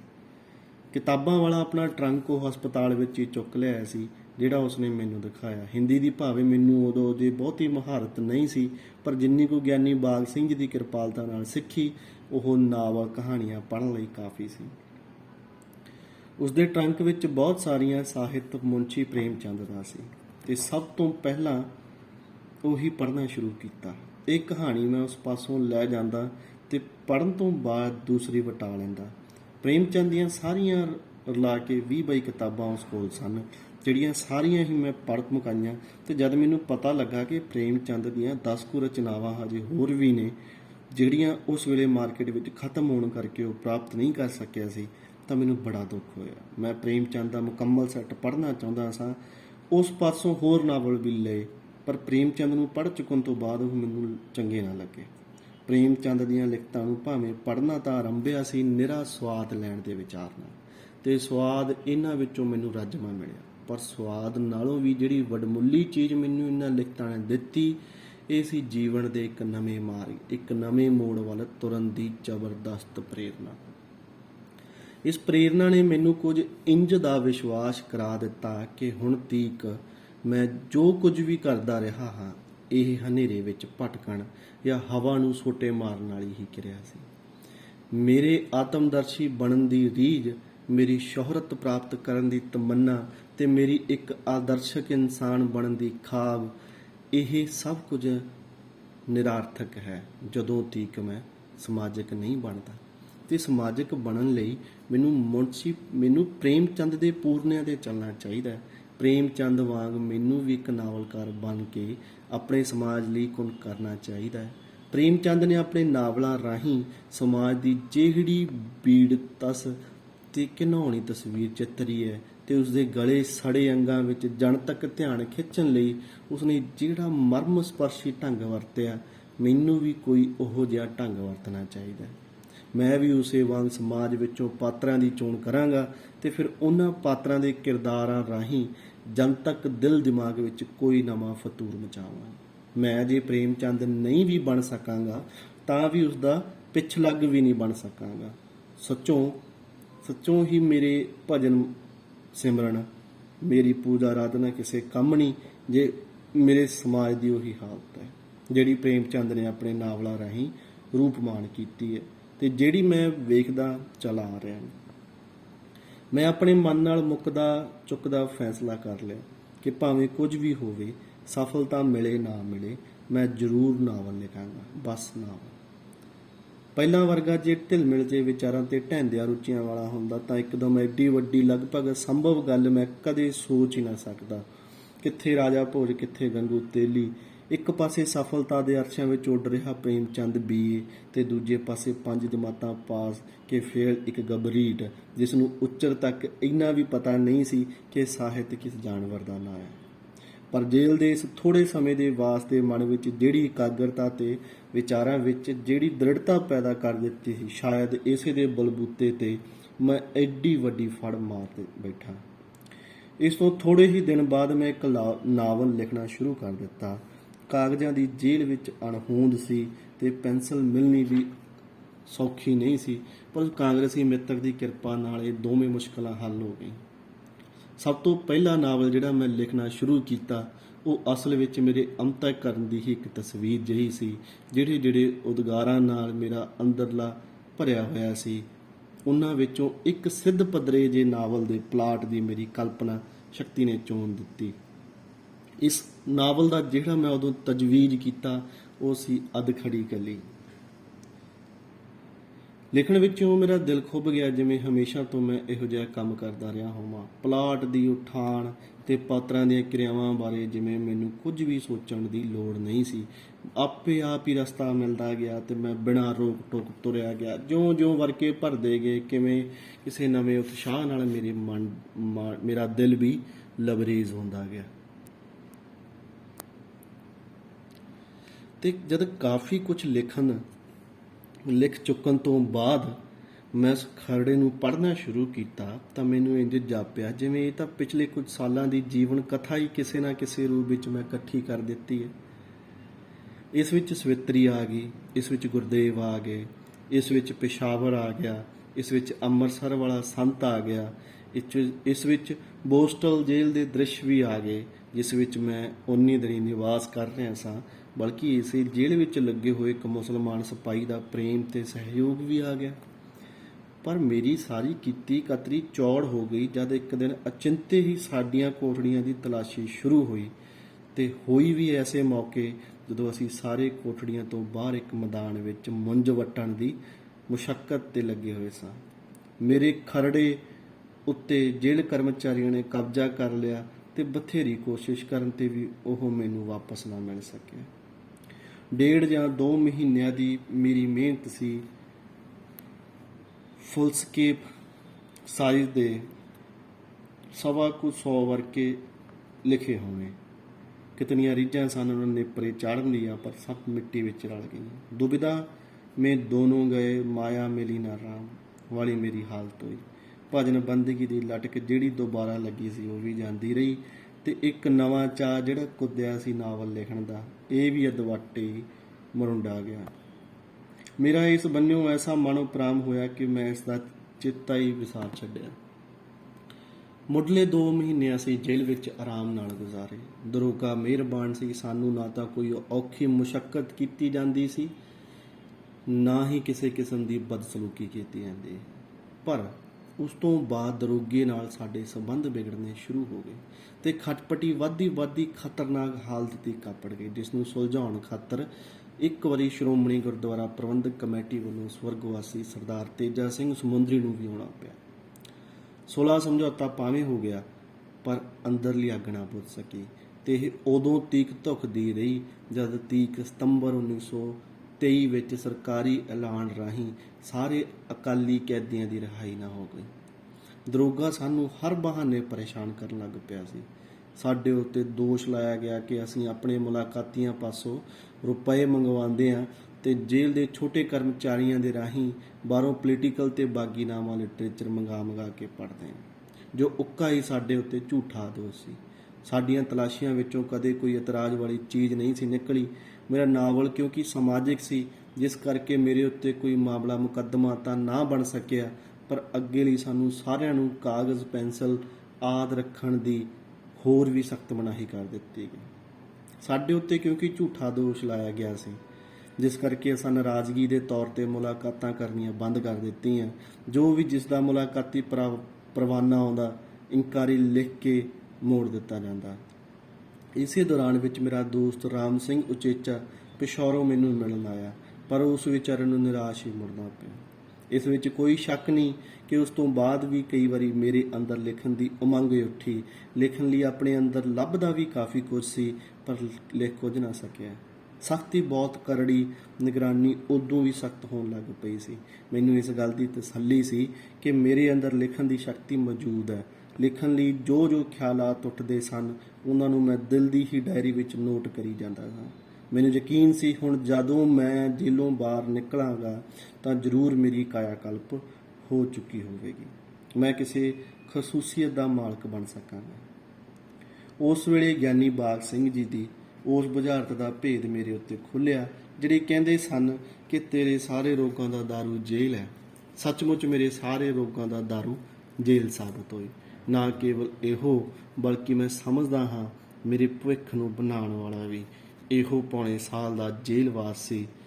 9 ਜਾਂ 10 ਮਹੀਨੇ ਜਿੰਨੇ ਵੀ ਮੈਂ ਜੇਲ੍ਹ ਦੀਆਂ ਦੀਵਾਰਾਂ ਅੰਦਰ ਬਿਤਾਏ, ਮਾਨੋ ਇਹ ਸਾਰਾ ਸਮਾਂ ਮੇਰੇ ਲਈ ਕਿਸੇ ਇਮਤਿਹਾਨ ਦੀ ਤਿਆਰੀ ਦਾ ਸਮਾਂ ਸੀ। ਤੇ ਜਦ ਪੌਣੇ ਸਾਲ ਬਾਅਦ ਇਹਨਾਂ ਕੰਧਾਂ ਤੋਂ ਬਾਹਰ ਨਿਕਲਿਆ ਤਾਂ ਮੈਂ ਮਾਨਸਿਕ ਤੌਰ ਤੇ ਆਪਣੇ ਆਪ ਨੂੰ ਪੂਰੀ ਤਰ੍ਹਾਂ ਤੰਦਰੁਸਤ ਮਹਿਸੂਸ ਕਰਦਾ ਸਾਂ। ਮੈਨੂੰ ਆਪਣੇ ਅੰਦਰ ਕਿਸੇ ਬਹੁਤ ਵੱਡੀ ਤਾਕਤ ਦਾ ਅਨੁਭਵ ਹੋ ਰਿਹਾ ਸੀ। ਮੇਰਾ ਹੌਸਲਾ, ਜਿਹੜਾ ਹਮੇਸ਼ਾ ਡਿੱਗੂ ਕਰਦਾ ਸੀ, ਪੂਰੀ ਬੁਲੰਦੀ ਉੱਤੇ ਸੀ।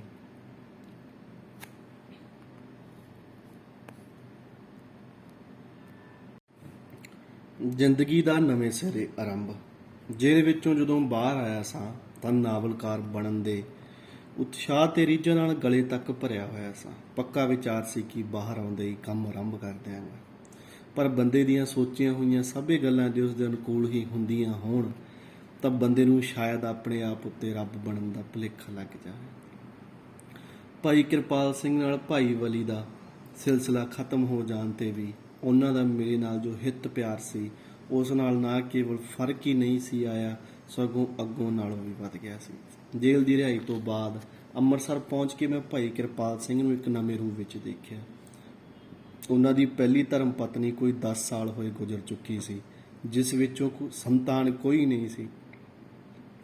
ਜਿੰਨਾ ਚਿਰ ਮੈਂ ਦੁਕਾਨ ਉੱਤੇ ਉਹਨਾਂ ਨਾਲ ਰਲ ਕੇ ਕੰਮ ਕੀਤਾ, ਮੇਰੀ ਉਹਨਾਂ ਪਾਸੋਂ ਇਹੀ ਮੰਗ ਜਾਰੀ ਰਹੀ ਸੀ ਕਿ ਉਹ ਕਿਸੇ ਵਿਧਵਾ ਤੀਵੀਂ ਨੂੰ ਜੀਵਨ ਸਾਥਣ ਬਣਾ ਕੇ ਇੱਕ ਵਾਰੀ ਫੇਰ ਗ੍ਰਹਿਸਥ ਵਿੱਚ ਪ੍ਰਵੇਸ਼ ਕਰਨ, ਪਰ ਹਰ ਵਾਰੀ ਉਹ ਇਨਕਾਰ ਹੀ ਕਰਦੇ ਰਹੇ। ਤੇ ਐਤਕੀ ਜਦ ਮੈਂ ਉਹਨਾਂ ਨੂੰ ਮਿਲਿਆ ਤਾਂ ਉਹ ਗ੍ਰਹਿਸਥੀ ਬਣ ਚੁੱਕੇ ਸਨ। ਉਹਨਾਂ ਦੀ ਖਾਨਾਬਾਦੀ ਦਾ ਇਹ ਨਵਾਂ ਕਾਂਡ ਮੇਰੇ ਮਗਰੋਂ ਹੀ ਆਰੰਭਿਆ ਗਿਆ ਸੀ। ਇੱਕ ਵਿਧਵਾ ਬੀਬੀ ਪਾਰਵਤੀ ਨਾਲ ਉਹਨਾਂ ਆਨੰਦ ਕਾਰਜ ਕਰ ਲਿਆ ਸੀ। ਮੇਰੇ ਸਵਾਗਤ ਲਈ ਉਹ ਦੰਪਤੀ ਜੋੜਾ ਰੇਲਵੇ ਸਟੇਸ਼ਨ ਤੇ ਪੁੱਜਿਆ ਹੋਇਆ ਸੀ। ਉਹਨਾਂ ਨੂੰ ਵੇਖ ਕੇ ਮੈਨੂੰ ਬੇਉੜਕ ਖੁਸ਼ੀ ਹੋਈ। ਘਰ ਪਹੁੰਚ ਕੇ ਭਾਈ ਸਾਹਿਬ ਨੇ ਸਭ ਤੋਂ ਪਹਿਲਾਂ ਕੰਮ ਜਿਹੜਾ ਕੀਤਾ ਉਹ ਇਹ ਕਿ ਆਪਣੇ ਇੱਕ ਟਰੰਕ ਦਾ ਢੱਕਣ ਖੋਲ੍ਹ ਕੇ ਉਸ ਵਿੱਚੋਂ ਇੱਕ ਪੋਟਲੀ ਕੱਢੀ ਤੇ ਬਿਨਾਂ ਖੋਲ੍ਹਿਆਂ ਕਹਿੰਦੇ ਹੋਏ ਮੈਨੂੰ ਫੜਾ ਦਿੱਤੀ, ਇਹਨੂੰ ਗਿਣ ਲਓ ਜ਼ਰਾ। ਗਿਣਨ ਤੋਂ 550 ਰੁਪਏ ਨਿਕਲੇ। ਮੈਂ ਪੁੱਛਿਆ, ਇਹ ਕਿਹੇ ਨੇ? ਕਹਿਣ ਲੱਗੇ, ਸਤਿਗੁਰ ਮਹਿਮਾ। ਸਤਿਗੁਰ ਮਹਿਮਾ ਦਾ ਇੱਕ ਐਡੀਸ਼ਨ ਤੁਹਾਡੇ ਪਿੱਛੋਂ ਛਾਪ ਕੇ ਇਕੱਠਾ ਹੀ ਦੇ ਦਿੱਤਾ ਸੀ, ਇਹ ਉਸ ਦਾ ਨਫਾ ਹੈ ਤੇ ਇਸ ਵਿੱਚੋਂ ਤੁਹਾਡਾ ਹਿੱਸਾ ਨਹੀਂ। ਮੈਂ ਇਸ ਵਿੱਚੋਂ ਕੁਝ ਨਹੀਂ ਲੈਣਾ। ਕਿਉਂ? ਕਿਉਂਕਿ ਤੁਹਾਨੂੰ ਪੈਸਿਆਂ ਦੀ ਕਾਫੀ ਲੋੜ ਪੈਣੀ ਹੈ। ਮੈਨੂੰ ਕਾਹਦੀ ਲੋੜ ਪੈਣੀ ਹੈ? ਆਖਰ ਪਵੇਗੀ ਹੀ ਨਾ। ਕੋਈ ਕੰਮ ਧੰਦਾ ਸ਼ੁਰੂ ਕਰਨਾ ਹੋਣਾ ਹੋਵੇਗਾ ਤੁਸਾਂ, ਨਾਲੇ ਸਾਰੀ ਉਮਰ ਇਸੇ ਤਰ੍ਹਾਂ ਲੰਡਾ ਢੱਗਾ ਬਣ ਕੇ ਥੋੜ੍ਹਾ ਹੀ ਫਿਰਦੇ ਰਹਿਣਾ। ਵਿਆਹ ਸ਼ਾਦੀ ਦਾ ਵੀ ਤਾਂ ਕੁਝ ਆਹਰ ਪਾਹਰ ਕਰਨਾ ਪਵੇਗਾ। ਉਸ ਦੀ ਪਹਿਲੀ ਕੰਮ ਧੰਦੇ ਵਾਲੀ ਗੱਲ ਤਾਂ ਮੇਰੇ ਸਮਝ ਆ ਗਈ, ਪਰ ਵਿਆਹ ਸ਼ਾਦੀ ਇਸ ਬਾਰੇ ਤਾਂ ਮੈਂ ਕਦੇ ਸੋਚਿਆ ਹੀ ਨਹੀਂ ਸੀ। ਮੈਂ ਕੁਝ ਚੱਕਰਾ ਜਿਹਾ ਗਿਆ ਉਹਨਾਂ ਦੀਆਂ ਗੱਲਾਂ ਸੁਣ ਕੇ ਤੇ ਉਸ ਪੋਟਲੀ ਦੀ ਰਕਮ ਵੇਖ ਕੇ ਮੈਂ ਹੈਰਾਨੀ ਨਾਲ ਉਸ ਵੱਲ ਤੱਕ ਕੇ ਪੁੱਛਿਆ, ਵਿਆਹ ਸ਼ਾਦੀ? ਬੀਬੀ ਜਿਸ ਨੇ ਪਹਿਲੀ ਵੇਰਾ ਸਤਿ ਸ਼੍ਰੀ ਅਕਾਲ ਬੁਲਾਉਣ ਤੋਂ ਛੁੱਟ ਹੋਰ ਅਜੇ ਤੀਕ ਮੇਰੇ ਨਾਲ ਕੋਈ ਗੱਲ ਨਹੀਂ ਸੀ ਕੀਤੀ, ਬੋਲ ਪਈ, ਬੌਂਦਲ ਕਿਉਂ ਗਏ ਹੋ ਭਰਾ ਜੀ? ਹੋਰ ਸਾਰੀ ਉਮਰ ਅਵਾਰਾਗਰਦੀ ਵਿੱਚ ਹੀ ਰਹਿਣਾ ਜੇ? ਛੇਤੀ ਛੇਤੀ ਰੁਪਏ ਕਮਾਓ, ਚੜੇ ਮਹੀਨੇ ਸ਼ਗਨ ਆਉਣਾ ਵੇ ਤੁਹਾਡਾ। ਚੰਬੇ ਉੱਤੇ ਡਬਲ ਚੰਬਾ। ਹੌਲੀ ਹੌਲੀ ਗੱਲਾਂ ਕਥਾਂ ਦਾ ਸਿਲਸਿਲਾ ਸ਼ੁਰੂ ਹੋਇਆ ਤੇ ਮੈਨੂੰ ਦੱਸਿਆ ਗਿਆ ਕਿ ਮੇਰੇ ਰਿਸ਼ਤੇ ਦਾ ਪ੍ਰਬੰਧ ਇਸੇ ਸ਼ਹਿਰ ਵਿੱਚ ਸਰਦਾਰ ਨਿੱਕਾ ਸਿੰਘ ਖੱਤਰੀ ਦੇ ਘਰ ਕੀਤਾ ਜਾ ਚੁੱਕਾ ਹੈ। ਪਹਿਲਾਂ ਵਾਲੀ ਹਾਲਤ ਵਿੱਚ ਜੇ ਹੁੰਦਾ ਤਾਂ ਸ਼ਾਇਦ ਵਿਆਹ ਦਾ ਨਾਂ ਸੁਣ ਕੇ ਹੀ ਕੰਨਾਂ ਤੇ ਹੱਥ ਧਰ ਕੇ ਉੱਠ ਨੱਸਦਾ, ਪਰ ਕਿਉਂਕਿ ਹੁਣ ਮੈਂ ਬਹੁਤ ਸਾਰਾ ਬਦਲ ਚੁੱਕਾ ਸਾਂ, ਇਸ ਲਈ ਵਿਆਹ ਦਾ ਸੰਦੇਸ਼ ਮੈਨੂੰ ਅਸਹਿ ਨਹੀਂ ਸੀ ਜਾਪਿਆ। ਦੁਕਾਨ ਤੋਂ ਭਾਵੇਂ ਮੈਂ ਭਾਈ ਵਾਲੀ ਦਾ ਸਬੰਧ ਹਟਾ ਲਿਆ ਸੀ, ਪਰ ਦੁਕਾਨ ਦਾ ਨਾਂ ਅਜੇ ਵੀ ਉਹੀ ਚੱਲ ਰਿਹਾ ਸੀ, ਨਾਨਕ ਸਿੰਘ ਕਿਰਪਾਲ ਸਿੰਘ। ਤੇ ਛੁੱਟ ਅਸਾਂ ਦੋਹਾਂ ਤੇ ਹੋਰ ਕਿਸੇ ਨੂੰ ਇਸ ਗੱਲ ਦਾ ਇਲਮ ਨਹੀਂ ਸੀ ਕਿ ਅਸਾਂ ਭਾਈ ਵਾਲੀ ਛੱਡ ਦਿੱਤੀ। ਬਲਕਿ ਜੇਲੋਂ ਆ ਕੇ ਜਦ ਮੈਂ ਆਂਢੀਆਂ ਗਵਾਂਢੀਆਂ ਪਾਸੋਂ ਇੱਕ ਹੋਰ ਗੱਲ ਸੁਣੀ ਤਾਂ ਮੇਰੀ ਹੈਰਾਨੀ ਦੀ ਹੱਦ ਨਾ ਰਹੀ। ਭਾਈ ਕਿਰਪਾਲ ਸਿੰਘ ਨੇ ਲੋਕਾਂ ਵਿੱਚ ਇਹ ਗੱਲ ਮਸ਼ਹੂਰ ਕਰ ਦਿੱਤੀ ਸੀ ਕਿ ਦੁਕਾਨ ਨਾਨਕ ਸਿੰਘ ਦੀ ਹੈ ਤੇ ਮੈਂ ਕੇਵਲ ਉਸ ਦਾ ਕਰਿੰਦਾ ਹਾਂ। ਉਸੇ ਦਿਨ ਤੋਂ ਮੈਂ ਆਪਣੇ ਆਪ ਨੂੰ ਉਹਨਾਂ ਦੋਹਾਂ ਦੀ ਮਰਜ਼ੀ ਤੇ ਛੱਡ ਦਿੱਤਾ। ਆਪਣੀ ਰਿਹਾਇਸ਼ ਮੈਂ ਉਹਨਾਂ ਪਾਸ ਹੀ ਰੱਖੀ ਤੇ ਥੋੜ੍ਹੇ ਦਿਨ ਅੰਮ੍ਰਿਤਸਰ ਰਹਿਣ ਤੋਂ ਬਾਅਦ ਮੈਂ ਕੁਝ ਦਿਨਾਂ ਲਈ ਪੇਸ਼ਾਵਰ ਚਲਾ ਗਿਆ, ਕਿਉਂਕਿ ਦੋ ਵਿਅਕਤੀਆਂ ਦੀ ਯਾਦ ਮੇਰੇ ਅੰਦਰ ਖਿੱਚ ਪਾ ਰਹੀ ਸੀ, ਜਿਨ੍ਹਾਂ ਵਿੱਚੋਂ ਇੱਕ ਤਾਂ ਸਨ ਗਿਆਨੀ ਬਾਗ ਸਿੰਘ ਜੀ ਤੇ ਦੂਸਰਾ ਮੇਰੇ ਬਚਪਨ ਦਾ ਦੋਸਤ ਰਾਮ ਸਿੰਘ, ਜਿਹੜਾ ਵਿਚਾਰਾ ਇੱਕ ਵਾਰੀ ਜੇਲ੍ਹ ਵਿੱਚ ਮੇਰੀ ਮੁਲਾਕਾਤ ਕਰਨ ਗਿਆ ਪਰ ਨਾਕਾਮ ਮੁੜਿਆ, ਜਿਸ ਦਾ ਸਬੱਬ ਮੈਂ ਜੇਲ੍ਹ ਵਾਲੇ ਕਾਂਡ ਵਿੱਚ ਦੱਸ ਆਇਆ ਹਾਂ। ਹੋਰ ਕੁਝ ਦੱਸਣ ਤੋਂ ਪਹਿਲਾਂ ਮੈਨੂੰ ਉਸ ਦੋਸਤ ਦਾ ਜ਼ਿਕਰ ਕਰਨਾ ਚਾਹੀਦਾ। ਉਮਰ ਵਿੱਚ ਰਾਮ ਸਿੰਘ ਮੇਰੇ ਨਾਲੋਂ 5-6 ਸਾਲ ਛੋਟਾ ਸੀ। ਬੜਾ ਜ਼ਹੀਨ, ਚੁਸਤ ਤੇ ਹਰ ਦਿਲ ਅਜੀਜ਼ ਸੀ ਉਹ ਮੁੰਡਾ। ਕਿਸੇ ਵੇਲੇ ਜਰਾ ਕੁ ਥੱਥਿਆ ਕੇ ਬੋਲਦਾ ਸੀ। ਪੇਸ਼ਾਵਰ ਹੁੰਦਿਆਂ ਸ਼ੁਰੂ ਵਿੱਚ ਸਧਾਰਨ ਗੁਆਂਢੀ ਜਿੰਨਾ ਹੀ ਸਾਡਾ ਦੋਹਾਂ ਦਾ ਮੇਲ ਜੋਲ ਰਿਹਾ, ਕਦੀ ਕਦੀ ਰਾਮ ਸਿੰਘ ਵੇਲ ਮਿਲਣ ਤੇ ਮੇਰੇ ਨਾਲ ਤਾਸ਼ ਖੇਡਣ ਲਈ ਦੁਕਾਨ ਤੇ ਆ ਬੈਠਦਾ ਸੀ, ਜਾਂ ਸਿਆਲ ਦੀਆਂ ਰਾਤਾਂ ਨੂੰ ਜਦ ਮਘ ਦੀ ਅੰਗੀਠੀ ਦੁਆਲੇ ਬੈਠ ਕੇ ਅਸੀਂ ਬੱਤਾਂ ਪਾਉਂਦੇ ਹੁੰਦੇ ਤਾਂ ਉਹ ਵੀ ਸਾਡੇ ਵਿੱਚ ਆ ਸ਼ਾਮਲ ਹੁੰਦਾ ਸੀ। ਉਹਨਾਂ ਦੀ ਦੁਕਾਨ ਮੰਡੀ ਤੋਂ ਜਰਾ ਦੁਰਾਡੇ ਕਰਕੇ ਕਬਾੜੀਆਂ ਦੇ ਬਾਜ਼ਾਰ ਵਿੱਚ ਹੁੰਦੀ ਸੀ, ਪਰ ਘਰ ਸਾਡੇ ਨਾਲੋਂ ਨਾਲ ਸਨ।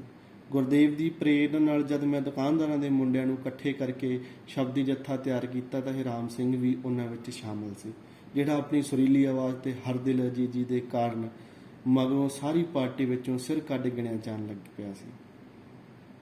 ਇਹ ਸ਼ਬਦ ਪਾਰਟੀ ਬੜੀ ਜਲਦੀ ਤਰੱਕੀ ਕਰ ਗਈ ਤੇ ਇਸੇ ਦੌਰਾਨ ਵਿੱਚ ਰਾਮ ਸਿੰਘ, ਜਿਹੜਾ ਮੇਰਾ ਸ਼ਾਗਿਰਦ ਸੀ, ਹੌਲੀ-ਹੌਲੀ ਦੋਸਤੀ ਦੇ ਦਾਇਰੇ ਵਿੱਚ ਆ ਗਿਆ। ਸਾਡੀ ਪਾਰਟੀ ਕਈ ਸਾਲਾਂ ਤੱਕ ਕਾਇਮ ਰਹੀ ਤੇ ਫਿਰ ਇੱਕ ਵਕਤ ਆਇਆ ਜਦ ਮੁੰਡਿਆਂ ਦੀਆਂ ਘੰਡੀਆਂ ਮੁੱਛਾਂ ਫੁੱਟ ਆਉਣ ਕਰਕੇ ਉਹਨਾਂ ਦੀਆਂ ਆਵਾਜ਼ਾਂ ਪਹਿਲੀਆਂ ਵਰਗੀਆਂ ਸੁਰੀਲੀਆਂ ਨਾ ਰਹੀਆਂ। ਨਾਲੇ ਉੱਚਰ ਤੀਕ ਸਾਡੀ ਰੀਸੋ ਰੀਸੀ ਹੋਰ ਬਹੁਤ ਸਾਰੀਆਂ ਪਾਰਟੀਆਂ ਜ਼ਹੂਰ ਵਿੱਚ ਆ ਗਈਆਂ ਸਨ। ਫਲਰੂਪ ਇਹ ਪਾਰਟੀ ਆਪੇ ਹੀ ਖਤਮ ਹੋ ਗਈ, ਪਰ ਰਾਮ ਸਿੰਘ ਦੀ ਤੇ ਮੇਰੀ ਦੋਸਤੀ ਦਿਨੋਂ ਦਿਨ ਪਕੇਰੀ ਹੁੰਦੀ ਗਈ। ਹੁੰਦਿਆਂ ਹੁੰਦਿਆਂ ਗੂੜ ਇਤਨਾ ਵਧਿਆ ਕਿ ਅਸੀਂ ਦੋਵੇਂ ਇੱਕ ਦੂਜੇ ਲਈ ਜਿੰਦ ਪ੍ਰਾਣ ਬਣ ਗਏ।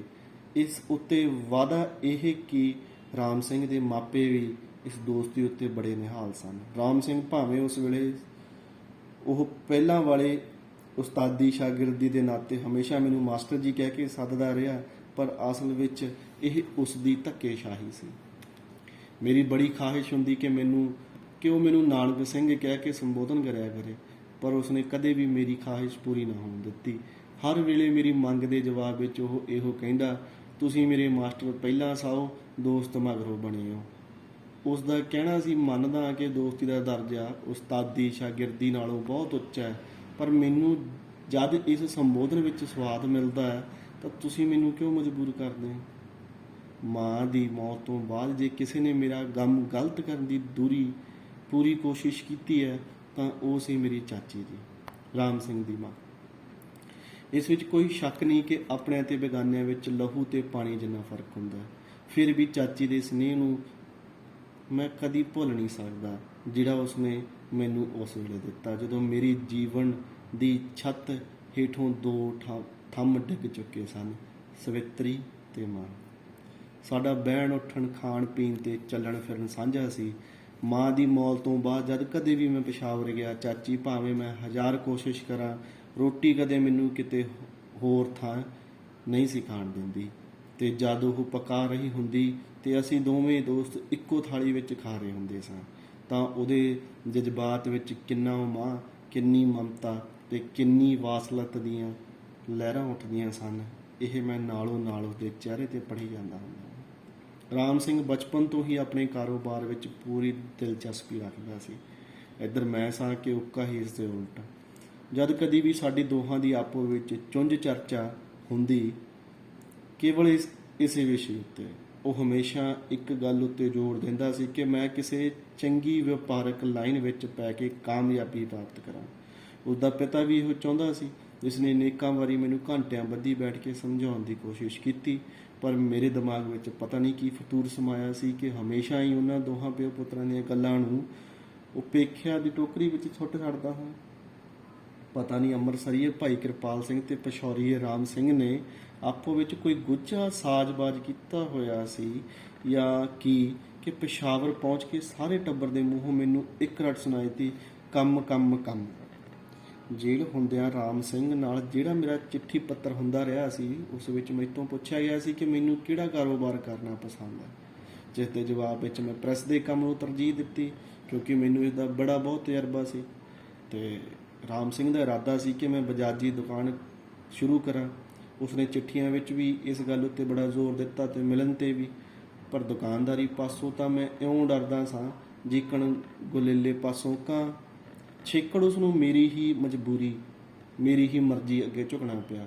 ਪ੍ਰੈਸ ਦਾ ਕੰਮ ਸ਼ੁਰੂ ਕਰਨ ਦਾ ਫੈਸਲਾ ਪੱਕਾ ਹੋ ਗਿਆ। ਜਦੋਂ ਮੈਂ ਪਿਸ਼ੌਰੋਂ ਮੁੜਨ ਲੱਗਾ ਤਾਂ ਰਾਮ ਸਿੰਘ ਦੇ ਪਿਤਾ ਨੇ ਕੰਮ ਨੂੰ ਆਰੰਭਣ ਲਈ 3000 ਰੁਪਏ ਮੇਰੇ ਹਵਾਲੇ ਕੀਤੇ, ਪਰ ਲਿਖਤ ਪੜਤ ਕਰਵਾ ਕੇ, ਅਰਥਾਤ ਰਾਮ ਸਿੰਘ ਦੀ ਤੇ ਮੇਰੀ ਭਾਈਵਾਲੀ ਦਾ ਸਟਾਮ ਲਿਖਵਾ ਕੇ। ਗਿਆਨੀ ਜੀ ਦੇ ਦਰਸ਼ਨ ਮੈਂ ਨਾ ਕਰ ਸਕਿਆ। ਉਦੋਂ ਹਜੂਰ ਸਾਹਿਬ ਗਏ ਹੋਏ ਸਨ, ਜਿਨ੍ਹਾਂ ਦਾ ਮੈਨੂੰ ਪੇਸ਼ਾਵਰ ਜਾ ਕੇ ਪਤਾ ਲੱਗਾ। ਅੰਮ੍ਰਿਤਸਰ ਪਹੁੰਚਦੇ ਹੀ ਮੈਂ ਪ੍ਰੈਸ ਦਾ ਤਾਣਾ ਬਾਣਾ ਸ਼ੁਰੂ ਕਰ ਦਿੱਤਾ। ਡੈਕਲੇਰੇਸ਼ਨ ਲੈਣਾ ਉਹਨਾਂ ਦਿਨਾਂ ਵਿੱਚ ਮੁਸ਼ਕਲ ਕੋਈ ਨਹੀਂ ਸੀ, ਕਿਉਂਕਿ ਪ੍ਰੈਸ ਐਕਟ ਟੁੱਟ ਚੁੱਕਾ ਸੀ। ਸੋ ਇਹ ਪਹਿਲੀ ਮੁਹਿੰਮ ਬਿਨਾਂ ਕਿਸੇ ਖੇਚਲ ਤੋਂ ਸਰ ਹੋ ਗਈ।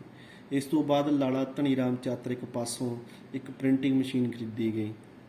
ਟਾਈਪ ਭਰਿਆ ਗਿਆ ਤੇ ਬਾਜ਼ਾਰ ਮਾਈ ਸੇਵਾ ਦੇ ਪਿਛਵਾੜੇ ਹਾਥੀਖਾਨੇ ਦੀ ਇੱਕ ਇਮਾਰਤ ਵਿੱਚ ਮੈਂ ਪੰਜਾਬ ਖਾਲਸਾ ਪ੍ਰੈਸ ਦੇ ਨਾਂ ਨਾਲ ਛਾਪਖਾਨਾ ਜਾਰੀ ਕਰਤਾ। ਇੱਧਰ ਪ੍ਰੈਸ ਚਾਲੂ ਹੋਇਆ ਤੇ ਉੱਧਰ ਭਾਈ ਕਿਰਪਾਲ ਸਿੰਘ ਦੇ ਪੁਰਸ਼ਾਰਥ ਨਾਲ ਮੇਰਾ ਵਿਆਹ ਦਾ ਅਡੰਬਰ ਰਚਿਆ ਗਿਆ। ਪ੍ਰੈਸ ਸ਼ੁਰੂ ਹੋਣ ਤੋਂ ਕੁਝ ਹੀ ਮਹੀਨੇ ਬਾਅਦ ਮੈਂ ਗ੍ਰਹਿਸਥ ਆਸ਼ਰਮ ਦੀ ਦਹਲੀਜ਼ ਤੇ ਕਦਮ ਰੱਖਿਆ। ਇਹ ਯਾਦ ਕਰਕੇ ਮੈਨੂੰ ਅੱਜ ਵੀ ਬੜਾ ਦੁੱਖ ਹੁੰਦਾ ਹੈ ਕਿ ਰਾਮ ਸਿੰਘ ਵਰਗਾ ਨਿੱਘਾ ਤੇ ਬਚਪਨ ਦਾ ਦੋਸਤ ਕਦੇ ਵੀ ਮੇਥੋਂ ਦੂਰ ਨਾ ਹੁੰਦਾ ਜੇ ਉਸ ਨਾਲ ਭਾਈਵਾਲੀ ਨਾ ਕਰਦਾ। ਪ੍ਰੈਸ ਦਾ ਕੰਮ ਜਾਰੀ ਕੀਤੇ ਨੂੰ ਮਸਾਂ 1 ਹੀ ਸਾਲ ਹੋਇਆ ਸੀ, ਜਦ ਕਿ ਇਸ ਦਾ ਕਾਮਯਾਬ ਭਵਿੱਖ ਬਹੁਤ ਨੇੜੇ ਆ ਪਹੁੰਚਿਆ ਸੀ ਕਿ ਅਸੀਂ ਦੋਵੇਂ ਦੋਸਤ ਇੱਕ ਦੂਜੇ ਸੰਬੰਧੀ ਕਈ ਕਿਸਮ ਦੇ ਸ਼ਿਕਵਿਆਂ ਦਾ ਸ਼ਿਕਾਰ ਹੋ ਗਏ। ਫਲ ਰੂਪ ਦੂਜਾ ਸਾਲ ਚੜ੍ਹਦਿਆਂ ਜਿੱਥੇ ਸਾਡੀ ਭਾਈਵਾਲੀ ਖਤਮ ਹੋ ਗਈ, ਉੱਥੇ ਦੋਸਤੀ ਦਾ ਵੀ ਸਦਾ ਲਈ ਕੀਰਤਨ ਸੋਲਾ ਪੜਿਆ ਗਿਆ। ਜੇਲ੍ਹ ਵਿੱਚ ਰਹਿੰਦਿਆਂ ਵੀ ਅਕਸਰ ਇੱਕ ਪ੍ਰੈਸ ਬਣਾਉਣ ਦੀ ਲਗਨ ਮੈਨੂੰ ਲੱਗੀ ਰਹਿੰਦੀ ਸੀ, ਪਰ ਉਸ ਦਾ ਮਕਸਦ ਰੁਪਈਏ ਕਮਾਉਣਾ ਹੀ ਨਹੀਂ ਸੀ, ਬਲਕਿ ਆਪਣੀ ਸਾਹਿਤਿਕ ਰੀਝ ਪੂਰੀ ਕਰਨਾ ਸੀ। ਕਲਪਨਾ ਵਿੱਚ ਮੈਂ ਕੁਝ ਇਹੋ ਜਿਹੇ ਨਕਸ਼ੇ ਬੰਨ੍ਹਦਾ ਰਹਿੰਦਾ ਸਾਂ।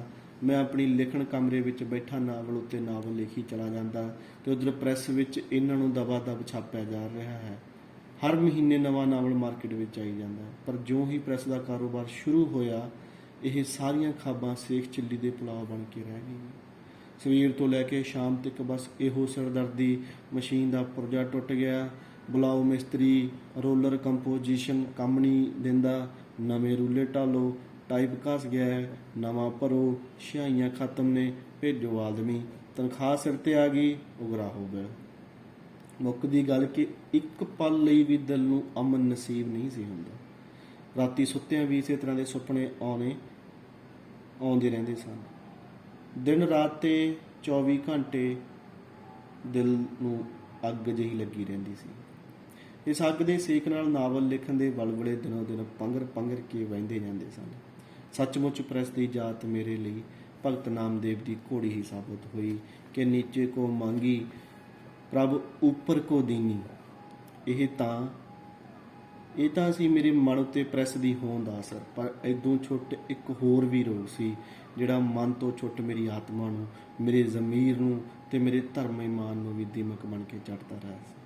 ਉਹਨਾਂ ਦਿਨਾਂ ਵਿੱਚ ਕੌਮੀ ਲਹਿਰ ਜ਼ੋਰਾਂ ਤੇ ਚੱਲ ਰਹੀ ਸੀ। ਖਾਸ ਕਰਕੇ ਸਿੱਖਾਂ ਵਿੱਚ ਤਾਂ ਇਉਂ ਜਾਪਦਾ ਸੀ ਜਿਵੇਂ ਦੇਸ਼ ਭਗਤੀ ਦਾ ਹੜ੍ਹ ਹੀ ਆ ਗਿਆ ਸੀ।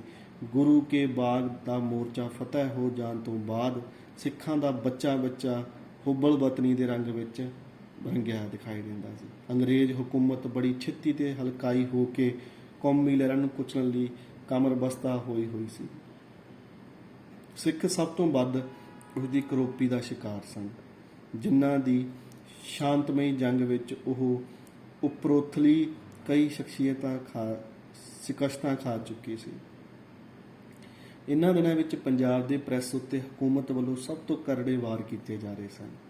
ਜਰਾ ਜਿੰਨੀ ਕੋਈ ਦੇਸ਼ ਭਗਤੀ ਭਾਵ ਦਾ ਮਜ਼ਮੂਨ ਛਾਪਿਆ ਨਹੀਂ ਕਿ ਮੁਕੱਦਮਾ ਚੱਲਣਾ ਨਹੀਂ। ਇਨ੍ਹਾਂ ਹਾਲਾਤਾਂ ਵਿੱਚ ਕਿਸੇ ਵੀ ਪ੍ਰੈਸ ਦੇ ਪ੍ਰਿੰਟਰ ਦਾ ਮਹਿਫੂਜ਼ ਰਹਿਣਾ ਸੰਭਵ ਸੀ। ਜੇਲ੍ਹ ਦੇ ਦਰਵਾਜ਼ੇ ਹਰ ਵੇਲੇ ਉਹਨਾਂ ਦੀ ਉਡੀਕ ਵਿੱਚ ਖੁੱਲ੍ਹੇ ਰਹਿੰਦੇ ਸਨ। ਇਸੇ ਸਖਤਗਿਰੀ ਦਾ ਫਲ ਰੂਪ ਬੇਓੜਕ ਪ੍ਰੈਸਾਂ ਦੀਆਂ ਜ਼ਮਾਨਤਾਂ ਜ਼ਬਤ ਹੋ ਗਈਆਂ ਤੇ ਉਹਨਾਂ ਦੇ ਪ੍ਰਿੰਟਰ ਜੇਲ੍ਹਾਂ ਵਿੱਚ ਜਾ ਵਸੇ। ਸਾਡੇ ਦੇਸ਼ ਵਿੱਚ ਇੱਕ ਖਾਸ ਸਿਫਤ ਹੈ ਕਿ ਇਸ ਦੇ ਵਾਸੀ ਹਰ ਇੱਕ ਲਹਿਰ ਕੌਮੀ ਹੋਵੇ ਭਾਵੇਂ ਮਜ਼ਹਬੀ, ਵਿੱਚੋਂ ਕੁਝ ਦੁਕਾਨਦਾਰਾਨਾ ਗੁਰ ਢੂੰਡ ਲਿਆ ਕਰਦੇ ਨੇ ਤੇ ਇਹੋ ਗੁਰ ਪ੍ਰੈਸਾਂ ਦੇ ਮਾਲਕਾਂ ਨੇ ਲੱਭ ਲਿਆ। ਇਹ ਗੁਰ ਸੀ ਫਰਜ਼ੀ ਪ੍ਰਿੰਟਰ ਦਾ ਸਿਲਸਿਲਾ। ਕਿਸੇ ਵੀ ਨੱਥੂ ਖੈਰੇ ਨੂੰ ਜਿਹੜਾ ਬੇਰੁਜ਼ਗਾਰੀ ਦਾ ਸਤਾਇਆ ਹੋਇਆ ਰੋਟੀ ਦੀ ਭਾਲ ਵਿੱਚ ਹੋਵੇ, 20 ਜਾਂ 30 ਰੁਪਏ ਮਹੀਨਾ ਜਿਹੜਾ ਕਰਕੇ ਪ੍ਰੈਸ ਦਾ ਡੈਕਲੇਰੇਸ਼ਨ ਉਸ ਦੇ ਨਾਮ ਮਨਜ਼ੂਰ ਕਰਵਾ ਲੈਣਾ, ਅਥਵਾ ਕਿਸੇ ਅਖਬਾਰ ਦਾ ਐਡੀਟਰ ਮੁਕਰਰ ਕਰ ਲੈਣਾ ਤੇ ਉਸ ਨੂੰ ਬੈਠਿਆਂ ਬਿਠਾਇਆ ਤਨਖਾਹ ਦੇਈ ਜਾਣੀ। ਉਸਨੇ ਵੀ ਮੁਫਤ ਦਾ ਮਾਲ ਸਮਝ ਕੇ ਮੌਜ ਉਡਾਈ ਜਾਣੀ। ਪਰ ਜਿਉਂ ਹੀ ਪ੍ਰੈਸ ਜਾਂ ਅਖਬਾਰ ਉੱਤੇ ਹਕੂਮਤ ਵੱਲੋਂ ਮੁਕੱਦਮਾ ਚਲਾਇਆ ਜਾਣਾ, ਕਿ ਵਿਚਾਰੇ ਇਸ ਕਿਸਮ ਦੇ ਮੁਫਤ ਖੋਰੇ ਕਹੋ ਜਾਂ ਕੁਰਬਾਨੀ ਦੇ ਬੱਕਰੇ ਕਹਿ ਲਓ, ਪ੍ਰਿੰਟਰ ਐਡੀਟਰ ਨੂੰ ਘੱਟੋ ਘੱਟ 1 ਤੋਂ ਵੱਧ 3 ਸਾਲਾਂ ਲਈ ਬੇਗਾਨੇ ਪੁੱਤਰਾਂ ਨੇ ਅੰਦਰ ਕਰ ਦੇਣਾ। ਮੇਰਾ ਪ੍ਰੈਸ ਉਸ ਵੇਲੇ ਤੀਕ ਚੰਗੀ ਕਾਮਯਾਬ ਹਾਲਤ ਵਿੱਚ ਚੱਲ ਰਿਹਾ ਸੀ, ਜਿਸ ਦੀ ਪਹਿਲੀ ਛਮਾਈ ਵਿੱਚ ਮੈਂ ਸਾਰੇ ਖਰਚ ਕੱਢ ਕੇ 1800 ਦੇ ਲਗਭਗ ਬਚਤ ਕੀਤੀ। ਉਸ ਵੇਲੇ ਮੇਰੇ ਪ੍ਰੈਸ ਵਿੱਚ ਇੱਕ ਰੋਜ਼ਾਨਾ ਅਖਬਾਰ ਕੌਮੀ ਦਰਦ, ਇੱਕ ਹਫ਼ਤੇ ਵਿੱਚ 2 ਵਾਰੀ ਛਪਣ ਵਾਲਾ ਕਿਰਪਾਨ ਬਹਾਦਰ ਤੇ 2-3 ਰਸਾਲੇ ਵੀ ਛਪਦੇ ਸਨ। ਮੁਸ਼ਕਲ ਇਹ ਆ ਬਣੀ ਕਿ ਪ੍ਰਿੰਟਰ ਬਾਰੇ ਕੀ ਕੀਤਾ ਜਾਵੇ। ਜੇ ਤਾਂ ਮੈਂ ਆਪ ਹੀ ਪ੍ਰਿੰਟਰ ਬਣਿਆ ਰਹਿੰਦਾ ਤਾਂ ਅੱਜ ਭਲਕੇ ਹੀ ਮੈਨੂੰ ਜੇਲ੍ਹ ਜਾਣ ਲਈ ਤਿਆਰ ਰਹਿਣਾ ਚਾਹੀਦਾ ਸੀ, ਤੇ ਜੇ ਜਿਸ ਤੋਂ ਬਚਣ ਲਈ ਲੋੜ ਹੈ ਤਾਂ ਕੋਈ ਨਾ ਕੋਈ ਕੁਰਬਾਨੀ ਦਾ ਬੱਕਰਾ ਅਵਸ਼ ਰੱਖਣਾ ਪਵੇਗਾ। ਜੇਲ੍ਹ ਜਾਣ ਨੂੰ ਮੈਂ ਤਿਆਰ ਨਹੀਂ ਸਾਂ।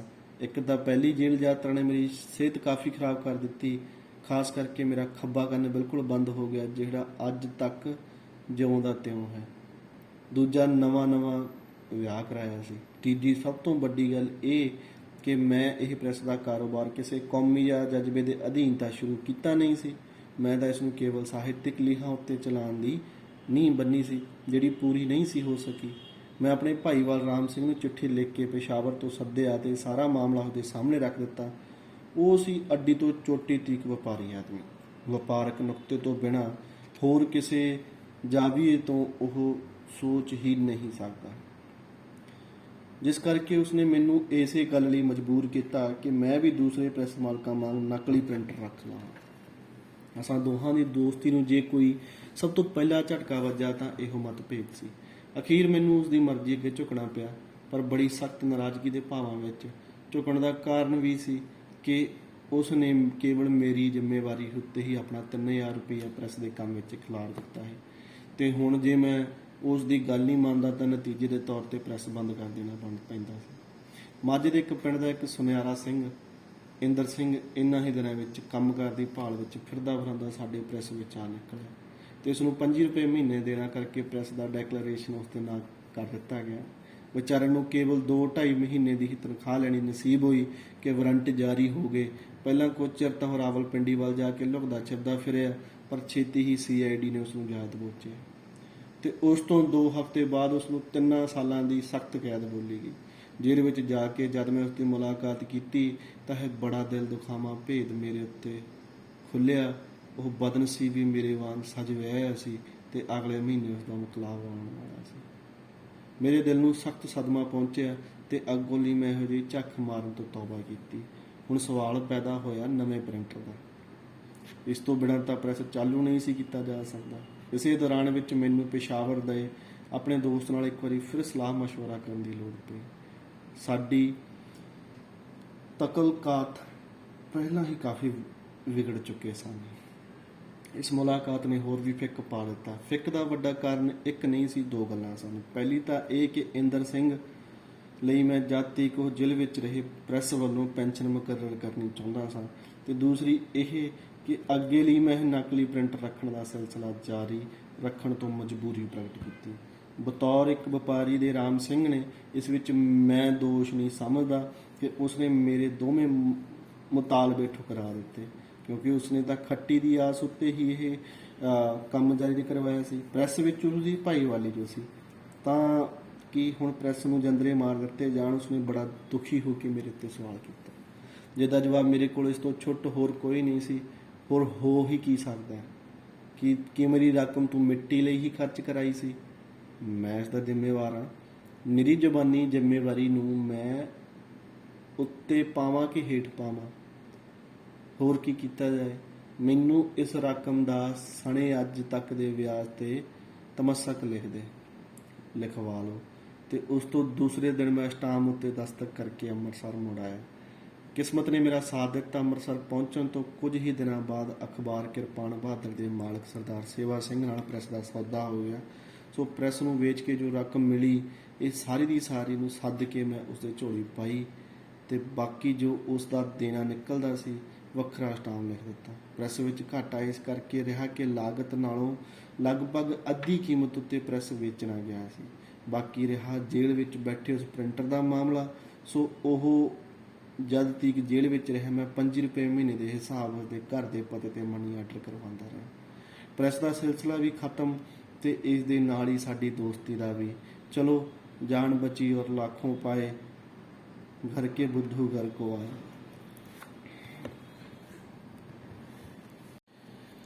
ਮੇਰੀ ਜਨਮ ਭੂਮੀ ਤੇ ਮਾਸੀ ਭੋਲੀ। ਪੱਛਮੀ ਪੰਜਾਬ ਦਾ ਜ਼ਿਲ੍ਹਾ ਜੇਹਲਮ, ਤਹਿਸੀਲ ਪਿੰਡ ਦਾਦਣ ਖਾਂ 'ਚ ਇੱਕ ਛੋਟਾ ਜਿਹਾ ਪਿੰਡ ਚੱਕ ਹਮੀਦ ਕਰਕੇ ਸਦੀਦਾ ਹੈ, ਜਿੱਥੇ 4 ਜੁਲਾਈ 1897 ਸਨ ਨੂੰ ਭਾਈ ਬਹਾਦਰ ਚੰਦ ਸੂਰੀ ਦੇ ਘਰ ਮਾਤਾ ਲక్ష్ਮੀ ਦੀ ਕੁੱਖੋਂ ਮੇਰਾ ਜਨਮ ਹੋਇਆ ਸੀ।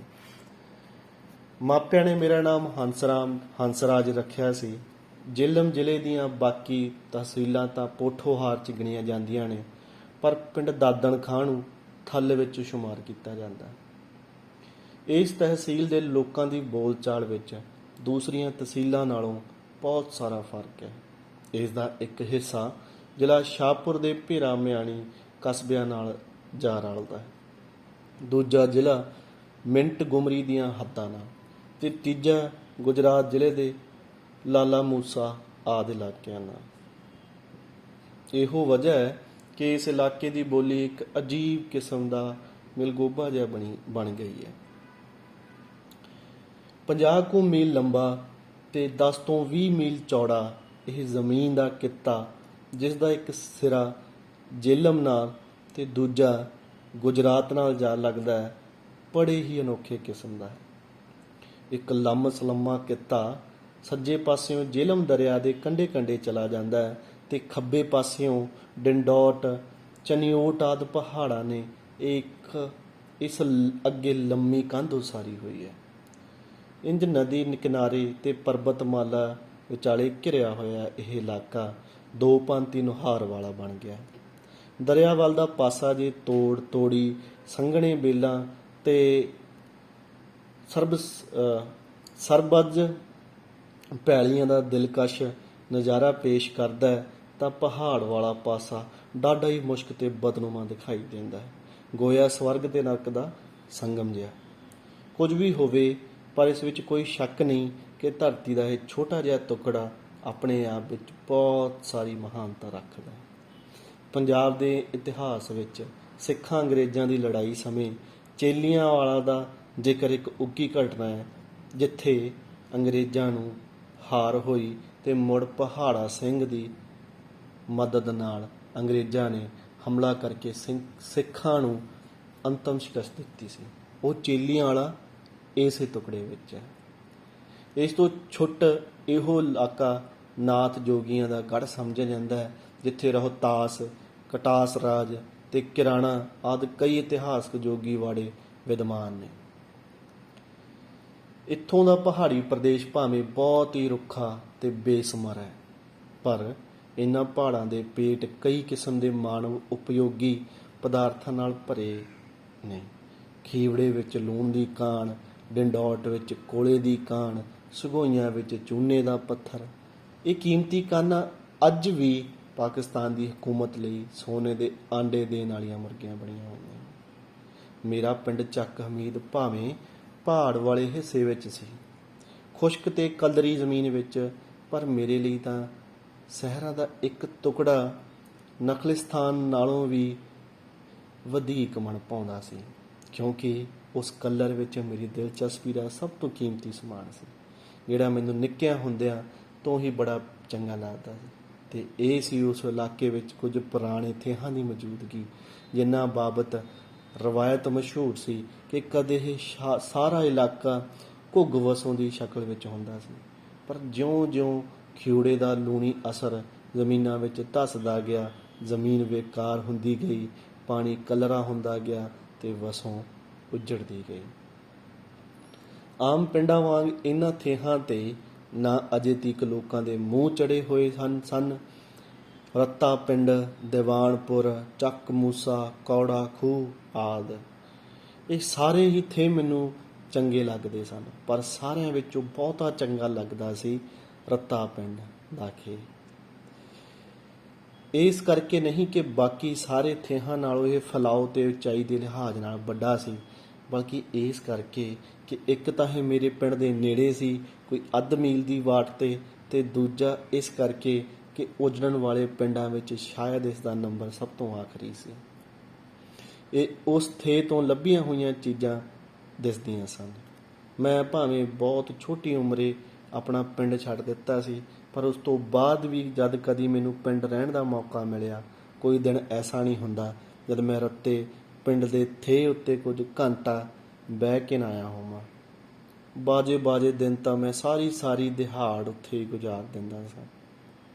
ਮੇਰੀ ਦਿਲਚਸਪੀ ਵਾਲੀਆਂ ਚੀਜ਼ ਜੇ ਕੋਈ ਪੁੱਛੇ ਕਿ ਉੱਥੇ ਕਿਹੜੀ ਸੀ, ਤਾਂ ਮੈਂ ਇਸ ਤੋਂ ਵੱਧ ਕੁਝ ਨਹੀਂ ਕਹਾਂਗਾ। ਕਹਿ ਸਕਾਂਗੇ ਕਿ ਪੁਰਾਣੀਆਂ ਠੀਕਰੀਆਂ, ਹੱਡੀਆਂ ਤੇ ਕਦੀ ਕਦਾਈ ਲੱਭਿਆ ਤਾਂਬਾ ਜਾਂ ਚਾਂਦੀ ਦਾ ਘਸਿਆ ਹੋਇਆ ਕੋਈ ਸਿੱਕਾ।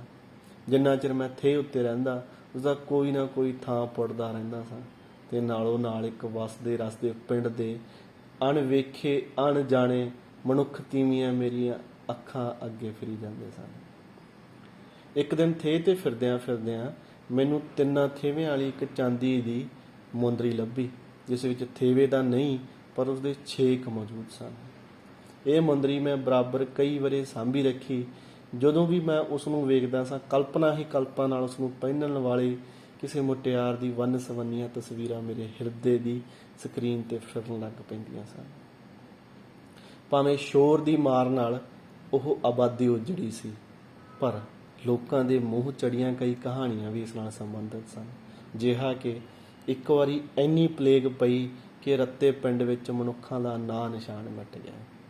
ਦਰਿਆ ਜੇਹਲਮ ਇੱਕ ਵਾਰੀ ਇਤਨਾ ਜ਼ੋਰ ਦਾ ਚੜ੍ਹਿਆ ਕਿ ਸਾਰੇ ਨੂੰ ਰੋੜ ਕੇ ਲੈ ਗਿਆ। ਇੱਕ ਕੋਈ ਫਕੀਰ ਇੱਥੋਂ ਲੰਘਿਆ, ਜਿਸ ਦੀ ਬਗਲੀ ਵਿੱਚ ਇੱਕ ਸੁਆਣੀ ਨੇ ਰੋਟੀ ਦੀ ਥਾਂ ਜੁੱਤੀ ਦਾ ਛਿੱਤਰ ਸੁੱਟ ਦਿੱਤਾ ਤੇ ਉਸੇ ਫਕੀਰ ਦੀ ਬਦਦੁਆ ਕਰਕੇ ਰੱਤਾ ਪਿੰਡ ਉਜੜ ਗਿਆ। ਆਦਿ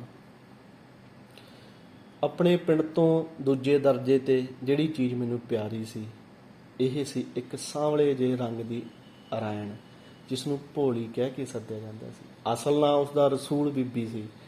ਉਹਨਾਂ ਅਰਾਈਆਂ ਦਾ ਤੇ ਸਾਡੇ ਘਰਾਂ ਨਾਲੋਂ ਨਾਲ ਸਨ। ਮੈਂ ਉਸ ਨੂੰ ਮਾਸੀ ਕਰਕੇ ਸੱਦਦਾ ਸਾਂ। ਭੋਲੀ ਦੀ ਕੋਈ ਸੰਤਾਨ ਨਹੀਂ ਸੀ। ਮੇਰੀ ਮਾਂ ਨਾਲ ਉਸਦਾ ਸ਼ੁਰੂ ਤੋਂ ਹੀ ਗੂੜਾ ਸੇਲ ਸੀ। ਬੇਬੇ ਮੈਨੂੰ ਦੱਸਦੀ ਹੁੰਦੀ ਸੀ ਵੀ ਹੰਸ, ਭੋਲੀ ਵੀ ਤੇਰੀ ਮਾਂ ਹੈ, ਇਹ ਤੈਨੂੰ ਦੁੱਧ ਚੰਗਾਇਆ ਸੀ। ਤੇ ਬੇਬੇ ਨੇ ਹੋਰ ਦੱਸਿਆ, ਅਸਾਂ ਦੋਹਾਂ ਨੂੰ ਇਕੱਠੇ ਹੀ ਚਲੀਹਾਂ ਆਇਆ ਸੀ। ਭੋਲੀ ਨੂੰ ਕੁੜੀ ਜੰਮੀ ਸੀ, ਜਿਹੜੀ ਜੰਮਣ ਤੋਂ ਤੀਜੇ ਦਿਨ ਮਰ ਗਈ। ਇੱਧਰ ਮੈਨੂੰ ਦੁੱਧ ਨਹੀਂ ਸੀ ਉਤਰਦਾ ਤੇ ਉਧਰ ਵਿਚਾਰੀ ਭੋਲੀ ਦਾ ਇਹ ਹਾਲ ਸੀ ਕਿ ਉਹਦੀਆਂ ਛਾਤੀਆਂ ਦੁੱਧ ਦੇ ਜ਼ੋਰ ਕਰਕੇ ਪਾਟਣ ਆਈਆਂ ਹੋਈਆਂ ਸਨ। ਭਾਵੇਂ ਗੁਆਂਢਣਾਂ ਨੇ ਬਥੇਰਾ ਮਣੇ ਕੀਤਾ ਕਿ ਮਏ ਹੋਏ ਬੱਚੇ ਦੀ ਮਾਂ ਦਾ ਦੁੱਧ ਚੰਗਾ ਨਹੀਂ ਹੁੰਦਾ, ਪਰ ਮੈਂ ਕੀ ਕਰਦੀ। ਮੈਂ ਸੋਚਿਆ ਚਲੋ ਜੋ ਹੋਏਗਾ ਵੇਖਿਆ ਜਾਏਗਾ, ਵਿਚਾਰਾ ਬੱਚਾ ਭੁੱਖ ਨਾਲ ਵਿਲਕ ਕੇ ਨਾ ਮਰੇ। ਸੋ ਮੈਂ ਤੈਨੂੰ ਭੋਲੀ ਦੇ ਗੋਦੀ ਵਿੱਚ ਪਾ ਦਿੱਤਾ, ਜਿਸ ਦਾ ਤੂੰ ਕਈ ਮਹੀਨੇ ਦੁੱਧ ਚੰਗਿਆ। ਸ਼ਾਇਦ ਇਸੇ ਕਰਕੇ ਭੋਲੀ ਮੈਨੂੰ ਇੰਨਾ ਪਿਆਰ ਕਰਦੀ। ਮੇਰੀ ਬੇਬੇ ਦੱਸਦੀ ਹੁੰਦੀ ਸੀ, ਜਿੰਨਾ ਚਿਰ ਤੇਰਾ ਮੂੰਹ ਮੂਤਰ ਭੋਲੀ ਨੇ ਹੁੰਝਿਆ, ਕਦੇ ਮੈਨੂੰ ਹੁੰਝਣਾ ਪੈਂਦਾ, ਮੈਂ ਤੈਨੂੰ ਚੁੱਕ ਕੇ ਰੂੜੀ ਦੇ ਸੁੱਟ ਆਉਂਦੀ। ਮੈਨੂੰ ਯਾਦ ਹੈ ਜਦੋਂ ਭਾਈਏ ਨਾਲ ਪਹਿਲੀ ਵਾਰੀ ਪਿਸ਼ੌਰ ਤੁਰਨ ਲੱਗਾ ਸਾਂ, ਤਾਂ ਬੇਬੇ ਨੇ ਤਾਂ ਹਿੱਕ ਨਾਲ ਲਾ ਕੇ ਕੇਵਲ ਮੈਨੂੰ ਚੁੰਮਿਆ ਹੀ ਸੀ, ਪਰ ਮਾਸੀ ਭੋਲੀ ਦੀਆਂ ਅੱਖਾਂ ਵਿੱਚ ਮੈਂ ਅੱਥਰੂ ਵੀ ਧੱਕੇ ਸਨ। ਤੇ ਜਦ ਉਸ ਤੋਂ 3 ਕੁ ਵਰ੍ਹੇ ਬਾਅਦ ਮੈਂ ਮੁੜ ਪਿੰਡ ਪਹੁੰਚਿਆ, ਤਾਂ ਮਾਸੀ ਭੋਲੀ ਨੂੰ ਮੈਂ ਸੰਗਲਾਂ ਨਾਲ ਬੱਝੀ ਹੋਈ ਤੱਕਿਆ। ਉਹ ਪਾਗਲ ਹੋ ਗਈ ਸੀ, ਜਿਸ ਦਾ ਸਬੱਬ ਪਤਾ ਲੱਗਾ ਕਿ ਹਸਣ ਨੇ ਹੋਰ ਵਿਆਹ ਕਰਾ ਲਿਆ ਸੀ। ਮਾਸੀ ਭੋਲੀ ਨੇ ਫਿਰ ਵੀ ਮੈਨੂੰ ਪਛਾਣ ਲਿਆ। ਮੇਰਾ ਨਾਂ ਲੈ ਕੇ ਉਹ ਮੈਨੂੰ ਆਵਾਜ਼ਾਂ ਦਿੱਤੀਆਂ। ਮੈਨੂੰ ਗੋਦੀ ਵਿੱਚ ਲੈਣ ਖਾਤਰ ਉਸਨੇ ਸੰਗਲਾਂ ਨਾਲ ਬਥੇਰਾ ਘੋਲ ਕੀਤਾ, ਪਰ ਬੇਅਰਥ। ਮੇਰਾ ਵੀ ਦਿਲ ਚਾਹਿਆ ਕਿ ਉਸ ਨੂੰ ਜਾ ਕੇ ਲਿਪਟਾਂ, ਪਰ ਉਸ ਦੀਆਂ ਅੱਖਾਂ ਵੱਲ ਤੱਕ ਕੇ ਡਰ ਆਉਂਦਾ ਸੀ ਕਿ ਮਤੇ ਮੈਨੂੰ ਘੁੱਟ ਕੇ ਹੀ ਮਾਰ ਸੁੱਟੇ। ਨਾਲੇ ਮੇਰੇ ਘਰ ਵਾਲੇ ਵੀ ਤਾਂ ਮੈਨੂੰ ਉਸਦੇ ਨੇੜੇ ਨਹੀਂ ਸਨ ਜਾਣ ਦਿੰਦੇ। ਪਾਗਲ ਦਾ ਵਿਸਾ ਥੋੜ੍ਹਾ ਹੀ ਹੁੰਦਾ। ਮਹੀਨਾ ਕੁ ਪਿੰਡ ਰਹਿ ਕੇ ਮੈਂ ਫਿਰ ਪਿਸ਼ਾਵਰ ਚਲਾ ਗਿਆ, ਤੇ ਇਸ ਤੋਂ 2 ਵਰ੍ਹੇ ਬਾਅਦ ਜਦ ਫਿਰ ਪਿੰਡ ਗਿਆ ਤਾਂ ਭੋਲੀ ਮਰ ਚੁੱਕੀ ਸੀ। ਹੁਣ ਵੀ ਜਦ ਕਦੀ ਮੈਨੂੰ ਉਸਦੀ ਯਾਦ ਆਉਂਦੀ ਹੈ, ਉਸ ਦੀਆਂ ਅੱਖਾਂ ਵਿੱਚ ਮਮਤਾ ਦੀ ਚਮਕ ਚੇਤੇ ਕਰਦਾ, ਤਾਂ ਮੈਨੂੰ ਨਖੇੜਾ ਕਰਨਾ ਮੁਸ਼ਕਲ ਹੋ ਜਾਂਦਾ ਕਿ ਲక్ష్ਮੀ ਤੇ ਭੋਲੀ ਵਿੱਚ ਕੀ ਫਰਕ ਸੀ। ਮੈਨੂੰ ਮਾਲੀਗਿਰੀ ਦਾ ਮੁੱਢ ਤੋਂ ਹੀ ਬੜਾ ਸ਼ੌਂਕ ਹੈ। ਕਿਸੇ ਸ਼ੁਗਲ ਨਾਲ ਜੇ ਮੈਨੂੰ ਸਭ ਤੋਂ ਬਹੁਤ ਪਿਆਰਾ ਹੈ ਤਾਂ ਮਾਲੀਗਿਰੀ ਨਾਲ। ਫੁੱਲ ਬੂਟੇ ਸਬਜ਼ੀਆਂ ਬੀਜਣ ਸਿੰਜਣ ਵਿੱਚ ਮੈਨੂੰ ਜਿੰਨੀ ਖੁਸ਼ੀ ਮਿਲਦੀ ਹੈ, ਉਹਨੇ ਦੁਨੀਆ ਦੀ ਹੋਰ ਕਿਸੇ ਚੀਜ਼ 'ਚੋਂ ਨਹੀਂ। ਕਦੀ ਕਦੀ ਸੋਚਦਾ ਕਦਾਚਿਤ ਇਸ ਦਾ ਕਾਰਨ ਹੋਵੇ ਕਿ ਮੇਰੀਆਂ ਨਾੜਾਂ ਵਿੱਚ ਇੱਕ ਅਰਾਇਣ ਦੇ ਦੁੱਧ ਦਾ ਅਸਰ ਹੈ। ਪਿੰਡ ਮੈਨੂੰ ਬੜਾ ਪਿਆਰਾ ਸੀ, ਪਰ ਇਉਂ ਸਮਝੋ ਕਿ ਉਮਰ ਭਰ ਮੈਂ ਆਪਣੇ ਪਿੰਡ ਨੂੰ ਤਰਸਦਾ ਹੀ ਰਿਹਾ। ਕਦੇ ਵੀ ਰੱਜ ਕੇ ਉਸ ਨੂੰ ਮਾਣਨ ਦਾ ਮੌਕਾ ਮੈਨੂੰ ਨਾ ਮਿਲ ਸਕਿਆ। ਪੇਸ਼ਾਵਰ ਵਿੱਚ ਰਹਿੰਦਿਆਂ ਅਕਸਰ ਮੈਂ ਰਾਤੀ ਸੁਪਨਿਆਂ ਵਿੱਚ ਵੀ ਆਪਣੇ ਪਿੰਡ ਦੀਆਂ ਗਲੀਆਂ ਵਿੱਚ ਵੇਖਦਾ ਹੁੰਦਾ ਸਾਂ, ਤੇ ਜਦ ਕਦੀ ਮੈਂ ਆਪਣੀ ਮਾਂ ਪਾਸ ਪਿੰਡ ਜਾਣ ਦੀ ਖਾਹਿਸ਼ ਪ੍ਰਗਟ ਕਰਦਾ ਤਾਂ ਉਹ ਅੱਗੋਂ ਵਿਅੰਗ ਨਾਲ ਕਹਿੰਦੀ, ਵੇਖਾਂ ਬੜੇ ਜਿਵੇਂ ਦਿੱਲੀ ਦਾ ਕੂਚਾ ਰਹਿ ਗਿਆ ਏ, ਕਲਰ ਤੇ ਕੌੜੇ ਪਾਣੀ ਤੋਂ ਬਿਨਾਂ ਉੱਥੇ ਹੈ ਹੀ ਕੀ। ਆਪਣੀ ਪਤਨੀ ਤੇ ਬੱਚਿਆਂ ਦੀ ਮਹਿਫਿਲ ਵਿੱਚ ਬੈਠ ਕੇ ਵੀ ਜਦ ਕਦੀ ਉਹਨਾਂ ਯਾਦਾਂ ਨੂੰ ਦੁਹਰਾਉਂਦਾ ਹੋਇਆ ਦਿਲ ਦੀ ਤਮੰਨਾ ਪ੍ਰਗਟ ਕਰਦਾ ਤਾਂ ਸਾਰੇ ਹੀ ਮੇਰੇ ਇਸ ਝੱਲੀ ਜਿਹੀ ਰੀਝ ਉੱਤੇ ਹੱਸ ਛੱਡਦੇ ਨੇ। ਪਰ ਮੇਰੇ ਦਿਲ ਨੂੰ ਕੋਈ ਪੁੱਛ ਕੇ ਵੇਖੇ, ਬਚਪਨ ਗਿਆ, ਜਵਾਨੀ ਆਈ ਤੇ ਹੁਣ ਪੈਰੋਂ ਪੈਰ ਬੁਢੇਪੇ ਵੱਲ ਜਾ ਰਹੇ ਹਾਂ। ਪਹਿਲਾਂ ਕੁਆਰਾ ਸਾਂ, ਫਿਰ ਪਤੀ ਬਣਿਆ, ਇਸ ਤੋਂ ਬਾਅਦ ਕਈ ਸੰਤਾਨਾਂ ਦਾ ਪਿਤਾ ਤੇ ਇਸ ਵੇਲੇ ਕਈ ਪੋਤਰਿਆਂ ਪੋਤਰੀਆਂ ਦਾ ਬਾਬਾ। ਪਰ ਅੱਜ ਵੀ ਉਸ ਕਲਰ ਤੇ ਕੌੜੇ ਪਾਣੀ ਵਾਲੀ ਧਰਤੀ ਲਈ ਦਿਲ ਸਹਿਕਦਾ ਹੈ। ਕਹਿੰਦਾ ਕੋਈ ਕਿੰਨੀ ਹੀ ਕੀਮਤ ਲੈ ਲਵੇ, ਪਰ ਇੱਕ ਵਾਰੀ ਫੇਰ ਉਹਨਾਂ ਗਲੀਆਂ ਵਿੱਚ ਗੁੱਲੀ ਡੰਡਾ ਖੇਡਣ ਦਾ ਸਮਾਂ, ਉਸ ਅਰਾਇਣ ਦੀ ਛਾਤੀ ਚੁੰਘਣ ਦਾ ਸਮਾਂ ਮੈਨੂੰ ਮੋੜ ਕੇ ਲਿਆ ਦੇ।